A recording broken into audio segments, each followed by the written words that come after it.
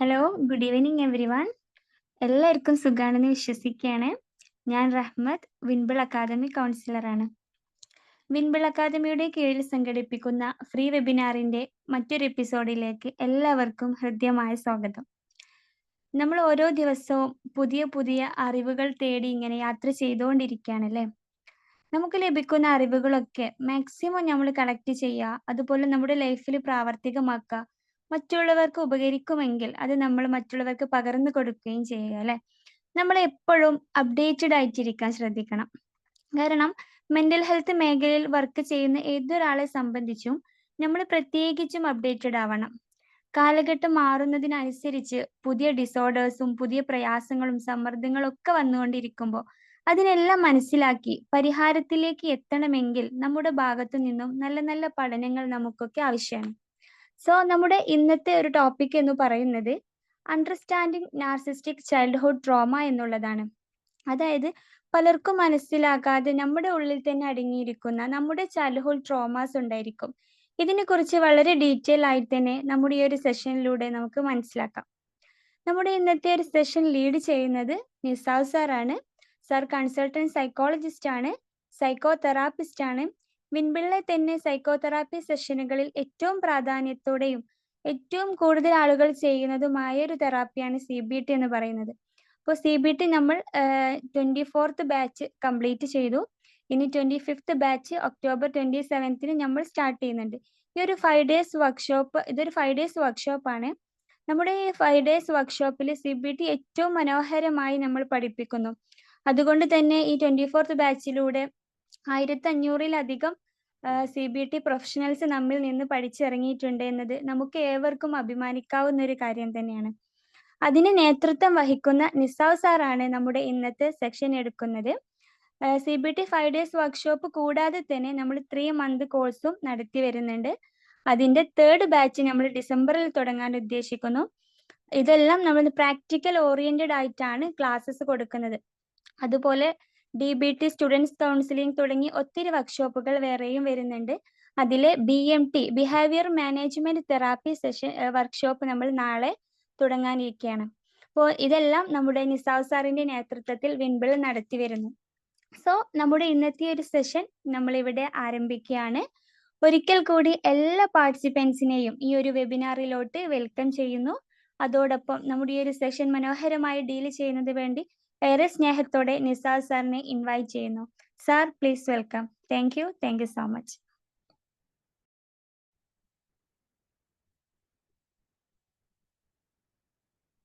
Thank you Rahmath. Rahmath ഒന്ന് host ആക്കണേ. Good evening all. Good evening sir. എന്താണ് വിശേഷങ്ങളൊക്കെ? Good evening.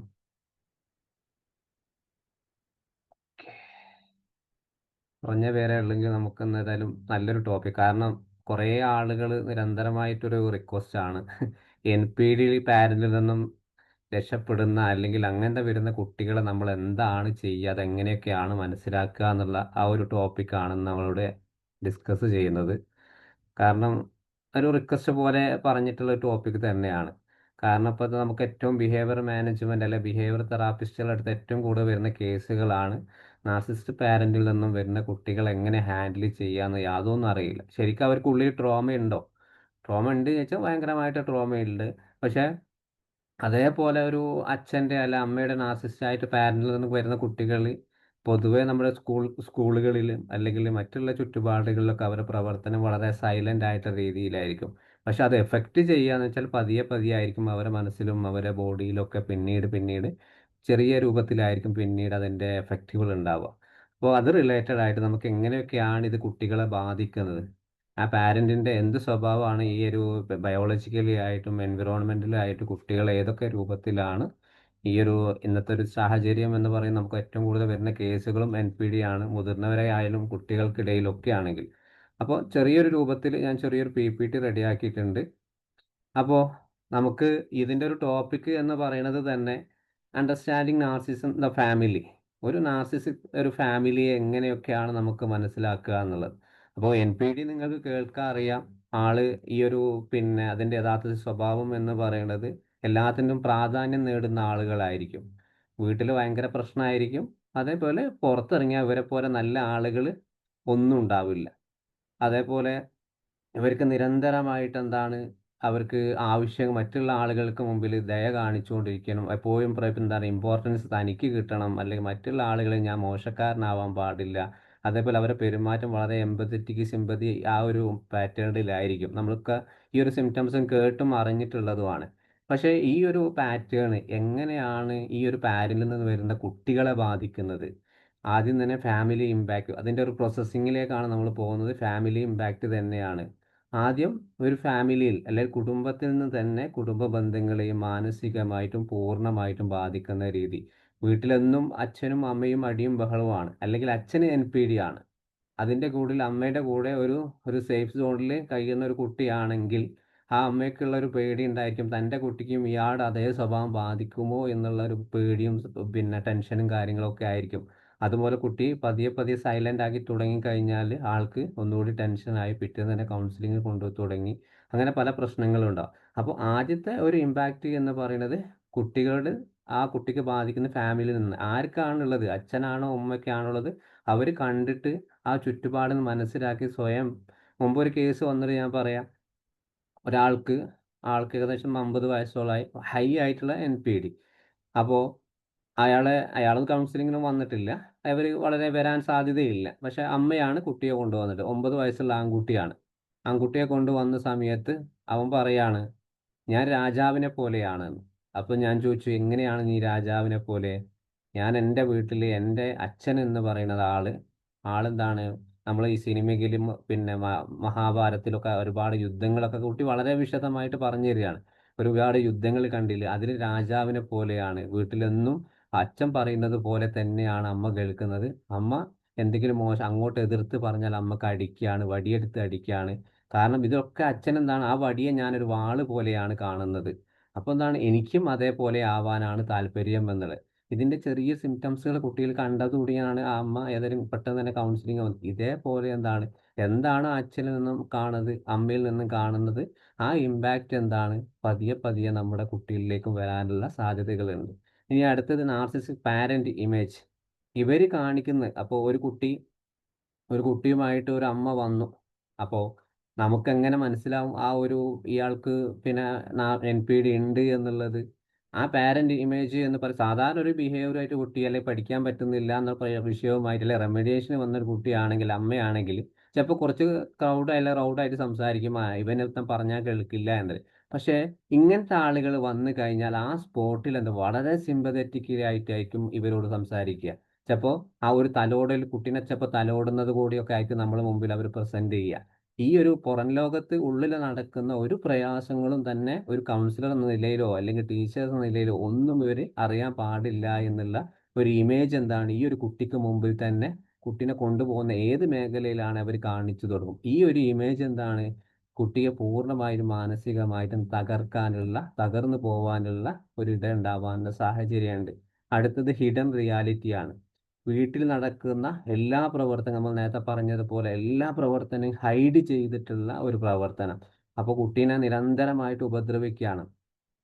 ഉപദ്രവിക്കുന്ന ആ ഒരു കുട്ടി പുറത്തിറങ്ങുന്ന സമയത്ത് അല്ലെങ്കിൽ ആരെങ്കിലും ചോദിച്ചു കഴിഞ്ഞാൽ ആ അമ്മ പറയാണ്, അത് നിന്റെ നല്ലതിന് വേണ്ടിയിട്ടല്ല ഞങ്ങൾ ചെയ്യുന്നത്, നിനക്ക് വേണ്ടിയിട്ടാണ്, നീ നന്നാവാൻ വേണ്ടിയിട്ടാണ്, നീ നല്ല രീതിയിൽ പഠിക്കാൻ വേണ്ടിയിട്ടാണ് ഇതൊക്കെ ചെയ്യുന്നത്. പക്ഷെ ഇത് പറയുമ്പോൾ കുട്ടിക്ക് കൺഫ്യൂസ്ഡ് ആണ്. എൻ്റെ ഭാഗത്തുള്ള തെറ്റാണോ അല്ലെങ്കിൽ അവരെന്നെ മനഃപൂർവ്വമായിട്ടുള്ള ചെയ്യുകയാണോ? ഈ ഒരു കൺഫ്യൂസ്ഡ് ആണ് NPD പാരിൽ നിന്ന് കുട്ടിക്ക് പതിയെ പതിയെ അവരുടെ മനസ്സിലേക്ക് ഈ കൺഫ്യൂസ്ഡ് വന്നു കഴിഞ്ഞാൽ കുട്ടികൾ പെട്ടുപോയി പൂർണ്ണമായിട്ടും. അതേപോലെ കൺട്രോൾ ടാക്ടിക്സ് എന്ന് പറയുമ്പോൾ അതുമൂലം ഇവർക്ക് വല്ലാത്തൊരു കുറ്റബോധം ഉണ്ടാകണം. നേരത്തെ പറഞ്ഞ ഹിഡൻ റിയാലിറ്റിയിലൂടെ കൺഫ്യൂസ്ഡ് ആകുമ്പോൾ, സംശയം ആവുക രൂപത്തിൽ അവർ പതിയെ പതിയെ എന്താണ്, ഞാൻ വളരെ മോശക്കാരനാണ്, ഞാൻ എന്തോ ഒരു തെറ്റ് ചെയ്തിട്ടുണ്ട്, അല്ലെങ്കിൽ എന്താണ്, എനിക്ക് എപ്പോഴും ഭയമാണ്, എല്ലാത്തിനും സമ്മർദ്ദമാണ് എന്നിങ്ങനെ രീതിയിലുള്ള അവരുടെ എന്താണ് മാനസികമായി ശാരീരികമായി പൂർണ്ണമായിട്ട് അവർ നിയന്ത്രണം നിലനിർത്തുന്നത്. കാരണം എനിക്ക് പുറത്തു പോയി ഒരാളോട് സംസാരിക്കാൻ പറ്റില്ല, അല്ലെങ്കിൽ ക്ലാസ്സിലെ മറ്റുള്ള കുട്ടികളെ പോലെ എനിക്ക് പെരുമാറാൻ പറ്റില്ല. എല്ലാം എന്താണ് അവരെ കൺട്രോളിൽ തന്നെ വരുന്ന ഒരു രീതി. അവരെ ഇമോഷൻസ് ഒരിക്കലും എന്താണ് പുറത്ത് പറയാൻ പറ്റാത്ത രീതി. പിന്നെ ഫൈനലി എഫക്റ്റ് ഓൺ ചിൽഡ്രൻ എന്ന് പറയുമ്പോൾ ഇത് മൂലം എന്താണ് അവർക്ക് പലതരത്തിലെ ആശയക്കുഴപ്പങ്ങൾ ഉണ്ടാവാൻ, നേരത്തെ നമ്മൾ പറഞ്ഞ കൺഫ്യൂസ്ഡ് പോലെ തന്നെയാണ് ഇതും. പിന്നെ അതേപോലെ അവർ സ്വയം തോന്നുകയാണ് ഞാനൊരു വാല്യൂ ഇല്ല എന്നുള്ളത്. കാരണം നമ്മളിപ്പോൾ തുടക്കത്തിൽ പറഞ്ഞത് ഇത് പറയുന്നത് ഈ ഒരു കുട്ടിക്ക് എങ്ങനെയാണ് ഇത് എഫക്റ്റ് ചെയ്യുന്നത് സിംറ്റംസുകളാണ്. ഈ കുട്ടിയാണ് വളർന്ന് വളർന്ന് പിന്നീട് വലിയൊരു പ്രശ്നത്തിലേക്ക് പോകുന്നത്. കാരണം തുടക്കത്തിലുണ്ടാകുന്ന സിംറ്റംസുകൾ എന്താണ്, വളരെയധികം ആശയക്കുഴപ്പങ്ങൾ ഉണ്ടാവും, അതേപോലെ അവർക്ക് സ്വന്തം വാല്യൂ ഇല്ല എന്ന് തോന്നും, അതേപോലെ മാനസികമായിട്ടുള്ള പോലെ ODD പോലെ ADHD പോലെ ആയിട്ടുള്ള ആങ്സൈറ്റികൾ, ഇതൊക്കെ കുട്ടിയെ മാനസികമായിട്ടും പഠനത്തിലൊക്കെ ബാധിക്കാനുള്ള സാധ്യത. ഫൈനലി വരുന്ന ലോങ് ടേം ഇമ്പാക്റ്റ് ആണ്. കാരണം കുട്ടി വളർന്നതിന് ശേഷം അത് ഏകദേശം ഒരു 8ാം ക്ലാസ് 8 വയസ്സ് തുടങ്ങിയ ഒരു പ്രവർത്തനമാണെങ്കിൽ, അല്ലെങ്കിൽ ഒരു ട്രോമയാണെങ്കിൽ, കുട്ടിക്ക് പതിയെ പതിയെ തന്നിലുള്ള വിശ്വാസം ഒരു 15 വയസ്സിനുള്ളിൽ തന്നെ അത് പൂർണ്ണമായിട്ടും ഇല്ലാതാവും. പിന്നെ ആ വിശ്വാസം കുട്ടി നേടിയെടുക്കാനാണ് എക്സ്ട്രാ, അതായത് ഒരു പുതിയ ബൗണ്ടറീസുകൾ അവിടെ കുട്ടി സ്വയമേതെ തീരുമാനിച്ചുണ്ടാക്കും. എനിക്ക് ഇന്ന വിശ്വാസം കിട്ടണമെങ്കിൽ, എനിക്ക് ഇന്ന ആളോട് സ്നേഹം കിട്ടണമെങ്കിൽ, എനിക്ക് ഇന്ന ആളോട് സിമ്പതി എമ്പതി എന്ത് കിട്ടണമെങ്കിൽ അയാൾ എൻ്റെ കൺട്രോളിലായിരിക്കണം എന്നുള്ള ഒരു ചിന്ത ഒരു പതിയെ പതിയെ ആ കുട്ടി ബയോളജിക്കലി ആയി ആ കുട്ടിയുടെ ഡോപ്പമിൻ എന്ന് പറഞ്ഞിട്ടുള്ള ഹോർമോണിനെ പൂർണ്ണമായിട്ടും ബാധിക്കുന്ന രീതിയിലായിരിക്കും. കാരണം ഡോപ്പമൈൻ എന്ന് പറയുന്നത് എന്താണ്, കുട്ടിക്ക് ഹാപ്പിനെസ് ഉണ്ടാവുന്നത് നമുക്ക്. ഈ ഹാപ്പിനെസ് പൂർണ്ണമായിട്ടും എന്താണ്, അത് പതിയെ പതിയെ ബാധിച്ച് സെറാട്ടോൺ എന്ന ഹോർമോണിലേക്ക് ബാധിക്കും. കാരണം ഇതിനെ ഇംബാലൻസ് ചെയ്യുന്നതാണ് ഹാപ്പിനെസ്സിനെ ഇംബാലൻസ് ചെയ്യുമ്പോഴാണ് സെറാട്ടോൺ മറ്റൊരു രീതിയിലേക്ക് പോകുന്നത്. പക്ഷെ ഇത് രണ്ട് രീതി ഇംബാലൻസ് ചെയ്യാതെ പോകുമ്പോൾ കുട്ടി നമ്മൾ നേരത്തെ പറഞ്ഞിട്ട് എല്ലാ സിംറ്റംസുകളും പതിയെ പതിയെ കുട്ടിയെ ബാധിക്കും. കുട്ടിയുടെ MT സിംറ്റംസുകൾ ഒരു 15-16 വയസ്സാകുമ്പോൾ അത് വളർന്നു തുടങ്ങുകയും. സാധാരണ ഇങ്ങനെയാണ് ഒരു കുട്ടികൾ ഒരു പ്രോസസ്സിങ് എന്ന് പറയുന്നത്. ഇനിയിപ്പോൾ ഇതേപോലെ ഒരു പിന്നെ സൈക്കോളജിക്കലി ആയിട്ട് പറയുമ്പോൾ നമുക്ക് പലതരത്തിലുള്ള ഒരു പിന്നെ പ്രയാസങ്ങളും ഇവർക്ക് ഉണ്ടാവും. അപ്പോൾ ഇമോഷണലായിട്ട് നമ്മൾ പറയുകയാണെങ്കിൽ, കാരണം ഇമോഷണൽ അബ്യൂസ് എന്നൊക്കെ പറയാം. കാരണം ഇവർക്ക് കിട്ടുന്ന വല്ലാത്തൊരു ബുദ്ധിമുട്ട് തന്നെയായിരിക്കും ഈ ഒരു സാഹചര്യത്തിൽ. കാരണം സ്വന്തം വീട്ടിൽ തന്നെ ഒന്നും തുറന്ന് പറയാൻ പറ്റുന്നില്ല, അല്ലെങ്കിൽ പിന്നെ ഒരു ഫ്രീഡം ഇല്ല. ആ ഒരു രീതിയിൽ കുട്ടികൾ വളരുന്ന സാഹചര്യത്തിൽ അവർക്ക് മാനസികമായിട്ടുള്ള ഒരു പീഡനം എന്ന് പറയുന്നത് സൂക്ഷ്മമായിട്ട് പോലും മറ്റുള്ള ആളുകൾ പരിശോധിച്ചാൽ അവർക്ക് കിട്ടാത്തൊരവസ്ഥയിൽ കൂടെ ആയിരിക്കും പോവുക. മറ്റുള്ള ഫാമിലീസ് നോക്കുമ്പോൾ ഇവിടെ അടിപൊളിയായിട്ടുള്ള ഫാമിലിയാണ്, ആ പാരന്റ് നല്ല കുട്ടികളെ നല്ല രീതിയിൽ നോക്കുന്നുണ്ട്, അതേപോലെ സാധാരണ ഒരു കുടുംബ ഇടപഴകൽ പോലെ അവരുടെ ജീവിതത്തിൽ എന്താണ് പിന്നെ എല്ലാ മേഖലയ്ക്കും അവർക്ക് ഹാപ്പിനെസ് കിട്ടുന്നതായിട്ട് എന്താണ് ഈ ഒരു പാരന്റ് തന്നെ പുറത്ത് അറിയിച്ചു തുടങ്ങും. അപ്പോൾ ഈ കുട്ടികൾക്ക് ഉണ്ടാകുന്ന ബുദ്ധിമുട്ടുകൾ എന്താണ്, മറ്റുള്ള ആളുകൾ അറിയാതെയോ ഇനിയിപ്പോൾ പറഞ്ഞാൽ പോലും വിശ്വസിക്കാൻ പറ്റാത്ത രീതിയിലായിരിക്കും മറ്റുള്ള ഈ ഒരു പാരന്റ് പ്രവർത്തനങ്ങൾ ഉണ്ടാവുക. അപ്പോൾ ഈ ഒരു കോമൺ ആയിട്ട് എന്താണ്, ഈ ഒരു പാരന്റ് പൊതുവെ ടോർച്ചർ ചെയ്യുന്ന രീതിയിലാണ് കുറച്ച് കാര്യങ്ങളുണ്ട്. അപ്പോൾ അതിലേറ്റവും പ്രധാനപ്പെട്ടതാണ് consent criticism disguise as A concern എന്ന് പറയുന്നത്. അതായത് പരിപാലനം, സ്വന്തം കുട്ടിയെ ഞാൻ നല്ല രീതിയിൽ നോക്കുന്നു എന്ന പേരിൽ നിരന്തരമായിട്ട് കുട്ടിയെ പീഡിപ്പിക്കുന്ന രീതി. അതായത് നേരത്തെ നമ്മൾ ഉദാഹരണം പറഞ്ഞു, നിനക്ക് നല്ലതിന് വേണ്ടിയിട്ടാണ് ഞാൻ ഈ ചെയ്യുന്നത്, പിന്നെ അതേപോലെ നീ ആഗ്രഹിക്കുന്ന ഒരു ജീവിതമാണ് നിനക്ക് കിട്ടുന്നത്, നിനക്ക് സ്നേഹം ഞങ്ങൾ തരുന്നുണ്ട്, നീ മറ്റുള്ള ആളുകൾ പറയുന്നത് കേൾക്കണ്ട, ഞങ്ങൾ നിന്റെ രക്ഷിതാക്കളാണ്, ഞങ്ങൾ പറയുന്നത് പോലെയാണ് കേൾക്കേണ്ടത് എന്നുള്ള ഈ ഒരു കുറ്റപ്പെടുത്തൽ വീട്ടിൽ നിന്ന് മാത്രം കൊടുത്ത്, അതേ സമയത്തും ഈ ഒരു കുട്ടീനെ ഇങ്ങോട്ട് പുറത്തുനിന്ന് മറ്റുള്ളവരെ കുടുംബ വീട്ടിലൊക്കെ പോയി കഴിഞ്ഞാൽ ആ കുട്ടീനോട് എന്തെങ്കിലും മറ്റുള്ള ആളുകൾ ചോദിച്ചു കഴിഞ്ഞാൽ അവന് പ്രശ്നങ്ങളൊന്നുമില്ല, അവൻ അടിപൊളിയാണ്, എപ്പോഴും ഹാപ്പിയാണ് എന്നുള്ളത്, ഞങ്ങൾക്കല്ല അവനെ കൊണ്ടുള്ള ബുദ്ധിമുട്ട്. ഇവരങ്ങനെ മറ്റുള്ള ആളുകളെ കൊണ്ട് ഇവരെ താഴ്ത്തി കെട്ടി, ഈ ഒരു കുട്ടീനെ താഴ്ത്തി കെട്ടിയിട്ട് അവർ പറഞ്ഞു തുടങ്ങും. പിന്നെ അതേപോലെയാണ് നെക്സ്റ്റ് ബാക്ക് ഹാൻഡഡ് കോംപ്ലിമെന്റ്സ് എന്ന് പറയുന്നത്. കാരണം പുറമേ ഒരു പ്രശംസയായിട്ട് തോന്നുന്ന രീതിയിലായിരിക്കും ഈ ഒരു പാരന്റ് സംശയം. കാരണം നമ്മളെ മുമ്പിൽ ഒരു കുട്ടിയെ കൊണ്ടുവന്നു കഴിഞ്ഞാൽ അവർ പറയും ഇവർ നല്ല രീതിയിൽ പഠിക്കുകയും, പക്ഷേ ഇതാണ് ചില സമയത്ത് അവന് വല്ലാത്ത കളിയാണ്, ചില കാര്യങ്ങൾ അവന് കൺഫ്യൂസ്ഡ് ആണ് എന്ന്. കാരണം നല്ല രീതിയിൽ പഠിക്കും എന്നുള്ളത് നല്ല പ്രശംസ കൊടുത്തു, അതിനുശേഷം എന്താണ് അവൻ നല്ല രീതിയിൽ എന്താണ് ചില കാര്യങ്ങളിൽ ബുദ്ധിമുട്ടാക്കുന്നുണ്ട് എന്നുള്ള രീതിയിലായിരിക്കും ഈ ഒരു പാരന്റ് മറ്റുള്ള ആളുകളെ ബോധിപ്പിക്കാൻ വേണ്ടി ഇവർ പറയുക. കാരണം ഇവർക്ക് എന്താണ് സാധാരണയായിട്ട് പിന്നെ ഒരു കോൺഫിഡൻസ് ലെവലില്ലാത്ത കുട്ടികളായിരിക്കും NPD അനുഭവിച്ചിട്ടുള്ള ആളുകൾ. അപ്പോൾ പൊതുവെ ഇവർ ഇങ്ങനെ ഒരു കോംപ്ലിമെന്റ് കൊടുക്കുന്ന സമയത്ത് അവർ വളരെയധികം ചിലപ്പോൾ നമ്മുടെ മുഖത്തേക്ക് ഉറ്റുനോക്കി നിൽക്കുന്നതായിട്ട് കാണാം, അല്ലെങ്കിൽ അവർ തല താഴ്ത്തി ഇരിക്കുക. കാരണം ഒരു സന്തോഷം, ഈ ഒരു കോംപ്ലിമെന്റ് എന്ന് പറയുമ്പോൾ കുട്ടി ഹാപ്പിനെസ് ആവേണ്ടതാണ്. പക്ഷെ ഇത് കുട്ടിക്ക് തിരിച്ചറിയും, ഇത് ശരിക്കും എന്നെ പ്രശംസിക്കുകയാണോ അല്ലെങ്കിൽ എന്നെ ഇട്ട് പിന്നെ കളിയാക്കുക എന്നുള്ള ഒരു സംശയം ഉള്ളത് കൊണ്ട് തന്നെ കുട്ടിക്ക് ഒന്നും പറയാൻ പറ്റാത്ത ഒരവസ്ഥ. പിന്നെ യൂസിങ് ഗിൽറ്റ് ടു കൺട്രോൾ. അവിടെ കുട്ടിയുടെ പ്രവർത്തനത്തിൽ ഒരു കുറ്റബോധം ഉണ്ടാക്കിയെടുക്കുക ഇവര്. കാരണം കുറ്റബോധം ഉണ്ടാക്കിയെടുക്കുക എന്ന് പറയുന്നത്, പിന്നെ വീട്ടിൽ അമ്മ പറയാണ്, അല്ലെങ്കിൽ വീട്ടിലെ കുട്ടിയുടെ അച്ഛൻ പറയാം, നിന്നെയൊക്കെ ഞങ്ങൾ വളരെ കഷ്ടപ്പെട്ടിട്ടാണ് വളർത്തുന്നത്, എന്നിട്ടാണ് നീയൊക്കെ ഈ ഒരു പ്രവർത്തനം ചെയ്യുന്നത്, അല്ലെങ്കിൽ എന്താ ഞങ്ങൾ പറയാതെ നടക്കുന്നത് നീ കൊണ്ടാണ്. കുട്ടീനെ നിരന്തരമായിട്ട് ഉപദ്രവിക്കുകയാണ്. കുട്ടിക്ക് ഒന്നും ചെയ്യാൻ പറ്റാത്ത, ഓപ്പോസിറ്റ് റെസ്പോൺസ് ഇല്ലാത്ത രീതിയിൽ പോകുന്ന സമയത്ത് കുട്ടിയുടെ ഒരു കുറ്റബോധം, ഞാനാണ് പൂർണ്ണമായിട്ട് തെറ്റുകാരൻ എന്നുള്ള രീതിയിൽ പൂർണ്ണമായി ആ കുട്ടിയെ അടിച്ചമർത്തുന്ന രീതിയിലായിരിക്കും വരെ പ്രവർത്തനം. കാരണം ഒരു ടൂൾസ് ഉപയോഗിക്കുകയാണ്. നമ്മൾ ഈ ഒരു പാരന്റ് ഉപയോഗിക്കുന്നത്, കുട്ടികൾ എൻ്റെ കൺട്രോളിലായിരിക്കണം, ഒരിക്കലും എന്നെ വിട്ട് പോകാൻ പാടില്ല, അല്ലെങ്കിൽ ഞാൻ പറയുന്നത് അപ്പുറത്ത് ഈ കുട്ടി ഒരിക്കലും ചെയ്യാൻ പാടില്ല എന്നുള്ള ആ ഒരു ഗിൽറ്റി എന്ന് പറഞ്ഞിട്ടുള്ള കൺട്രോൾ അവിടെ പൂർണ്ണമായിട്ട് ഉപയോഗിക്കും. അതിനുശേഷം സൈലന്റ് ട്രീറ്റ്മെന്റ്. അവരെന്താണ്, ഈ ഒരു കുട്ടി ചിലപ്പോൾ ഈ ഒരു പ്രശ്നങ്ങളൊക്കെ അയച്ച് ചിലപ്പോൾ എന്തെങ്കിലും എതിർത്ത് പറഞ്ഞെന്ന് വിചാരിച്ചോളി. അപ്പോൾ ആ പാരന്റ് എന്താണ്, കുട്ടിയോട് 2 ദിവസം സംസാരിക്കൂല. അല്ലെങ്കിൽ എന്താണ്, ആ കുട്ടിയുടെ മുഖത്ത് നോക്കാതെ നടക്കുക.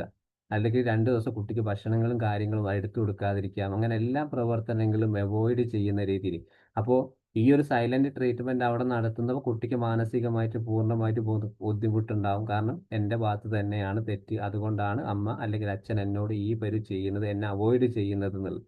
കാരണം ഈ ഒരു രീതിയിൽ കുട്ടിക്ക് എല്ലാ രീതിയിലും ബുദ്ധിമുട്ടുകൾ ഉണ്ടാകുമ്പോൾ പതിയെ പതിയെ NPD എന്താണ്, കുട്ടി മറ്റുള്ള ചിലപ്പോൾ അഗ്രസീവ് ആയിട്ടുള്ള ബിഹേവിയർ കാണിച്ചു തുടങ്ങും. അതേപോലെ കുട്ടി പറയുന്നതൊന്നും വ്യക്തമല്ല എന്ന് തോന്നും. കാരണം കുട്ടി എന്താണ് പറയുന്നത് ചിലപ്പോൾ പാരന്റിന് പോലും പറയാൻ പറ്റാത്ത ഒരവസ്ഥയായി. കാരണം പൂർണ്ണമായിട്ട് ആ ഗിൽറ്റി എന്ന് പറയുന്ന, അല്ലെങ്കിൽ കുറ്റബോധം എന്നൊക്കെ പറയുന്ന ആ സാധനം മനസ്സിലെ ബ്രെയിനിനെ ബാധിക്കുന്നത് കൊണ്ട് സെൽഫ് കോൺഫിഡൻസ് പൂർണ്ണമായിട്ടും ഇല്ലാതിരിക്കുന്ന ഒരവസ്ഥ. ഇനി അടുത്തതാണ് അൺപ്രഡിക്റ്റബിൾ അഫെക്ഷൻ എന്ന് പറയുന്നത്. കാരണം അവിടെ അവിടെ എന്ന് പറയുന്നത് അനിയന്ത്രിതമായിട്ടുള്ള ഒരു സ്നേഹപ്രകടനം. അതായത് പിന്നെ ചില ആളുകൾ വന്നു കഴിഞ്ഞാൽ, എന്തൊരു സ്നേഹമാണ് ഈ കുട്ടീനെ പിടിച്ചിട്ട് ഈ ഉമ്മ വെക്കലും, ഇവനാണ് വീട്ടിലെ എല്ലാ കാര്യങ്ങളൊക്കെ സഹായിക്കാറുണ്ട്. അല്ലെങ്കിൽ ക്ലാസ്സിൽ പുറത്തെങ്കിലും ഫംഗ്ഷന് പോയി കഴിഞ്ഞാൽ ഇവനെ തന്നെ പുകഴ്ത്തി, മകനെ കുറിച്ച് തന്നെ പുകഴ്ത്തി പറയുന്ന രീതി. അപ്പോൾ ആ കുട്ടിക്ക് സംശയം തോന്നുകയാണ്, എനിക്ക് വീട്ടിൽ നിന്ന് കിട്ടുന്ന അടിയൊക്കെ അച്ഛനും അമ്മയ്ക്കും മാറാൻ സാധ്യതയുണ്ട്, ഇവരെന്നെ കുറിച്ച് നല്ലത് പറയുന്നുണ്ട്. അപ്പോൾ വീട്ടിൽ നിന്ന് സ്നേഹം കുറഞ്ഞാലും പുറത്തുനിന്ന് ആളുകളുടെ മുമ്പിൽ എനിക്കൊരു സ്നേഹം തരാൻ ഇവർ കൊണ്ട്. അപ്പോൾ ഈ ഒരു അഫെക്ഷൻ എന്താണ്, വീണ്ടും ഈ ഒരു കുട്ടിയെ പാരന്റിലേക്ക് തന്നെ അടുപ്പിക്കാനുള്ള സാധ്യതയുണ്ട്. കുട്ടിയെ അടിക്കുന്ന ഈ ഒരു പ്രശ്നങ്ങൾ ആരോട് ഷെയർ ചെയ്യാനോ, അറ്റ്ലീസ്റ്റ് സ്വന്തം ഫ്രണ്ട് സർക്കിളിലോ ടീച്ചേഴ്സിൻ്റെ ഇടയിലൊന്നും കുടുംബക്കാരുടെ ഇടയിലൊന്നും കുട്ടി പറയാതിരിക്കാനുള്ള മറ്റൊരു ടോർച്ചർ ടൂൾസാണ് ഈ ഒരു അൺപ്രഡിക്റ്റബിൾ അഫെക്ഷൻ എന്ന് പറയും. മറ്റുള്ള ആളുകൾക്ക് മുമ്പിൽ കുട്ടിയെ പുകഴ്ത്തി പറയുന്ന ഒരു രീതി. ഇനി ഫൈനലി ഇമോഷണൽ വിഡ്രോവൽ ആണ്.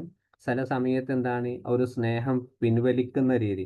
കുട്ടി സ്വതന്ത്രമായിട്ട് ഏതെങ്കിലും രീതിയിൽ ഈ അമ്മയോ അച്ഛനെതിരെ പ്രതികരിച്ച് തുടങ്ങിക്കഴിഞ്ഞാൽ, അല്ലെങ്കിൽ ഏതെങ്കിലും രീതിയിൽ എന്താണ് അഭിപ്രായങ്ങൾ പറയാം, നിങ്ങൾ ചെയ്യുന്നത് ശരിയല്ല, എനിക്ക് ഇതൊന്നും താങ്ങി നിൽക്കാൻ അവിടെ കഴിയില്ല എന്നൊരു 12 വയസ്സുള്ള കുട്ടി പറയാണ്.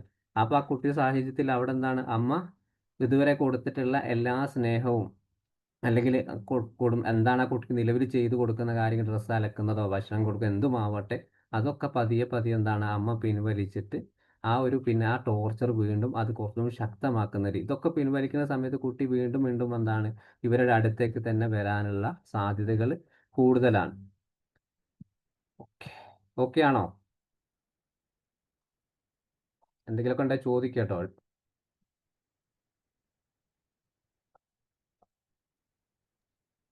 അതെ, ഇവിടെ മറ്റുള്ളവരെ കൺട്രോൾ ചെയ്യുന്നതിൽ കുട്ടികൾക്ക് ഹാപ്പിനെസ് ഫീൽ ചെയ്യുന്ന പറഞ്ഞേ 12 വയസ്സ് കഴിഞ്ഞാല്.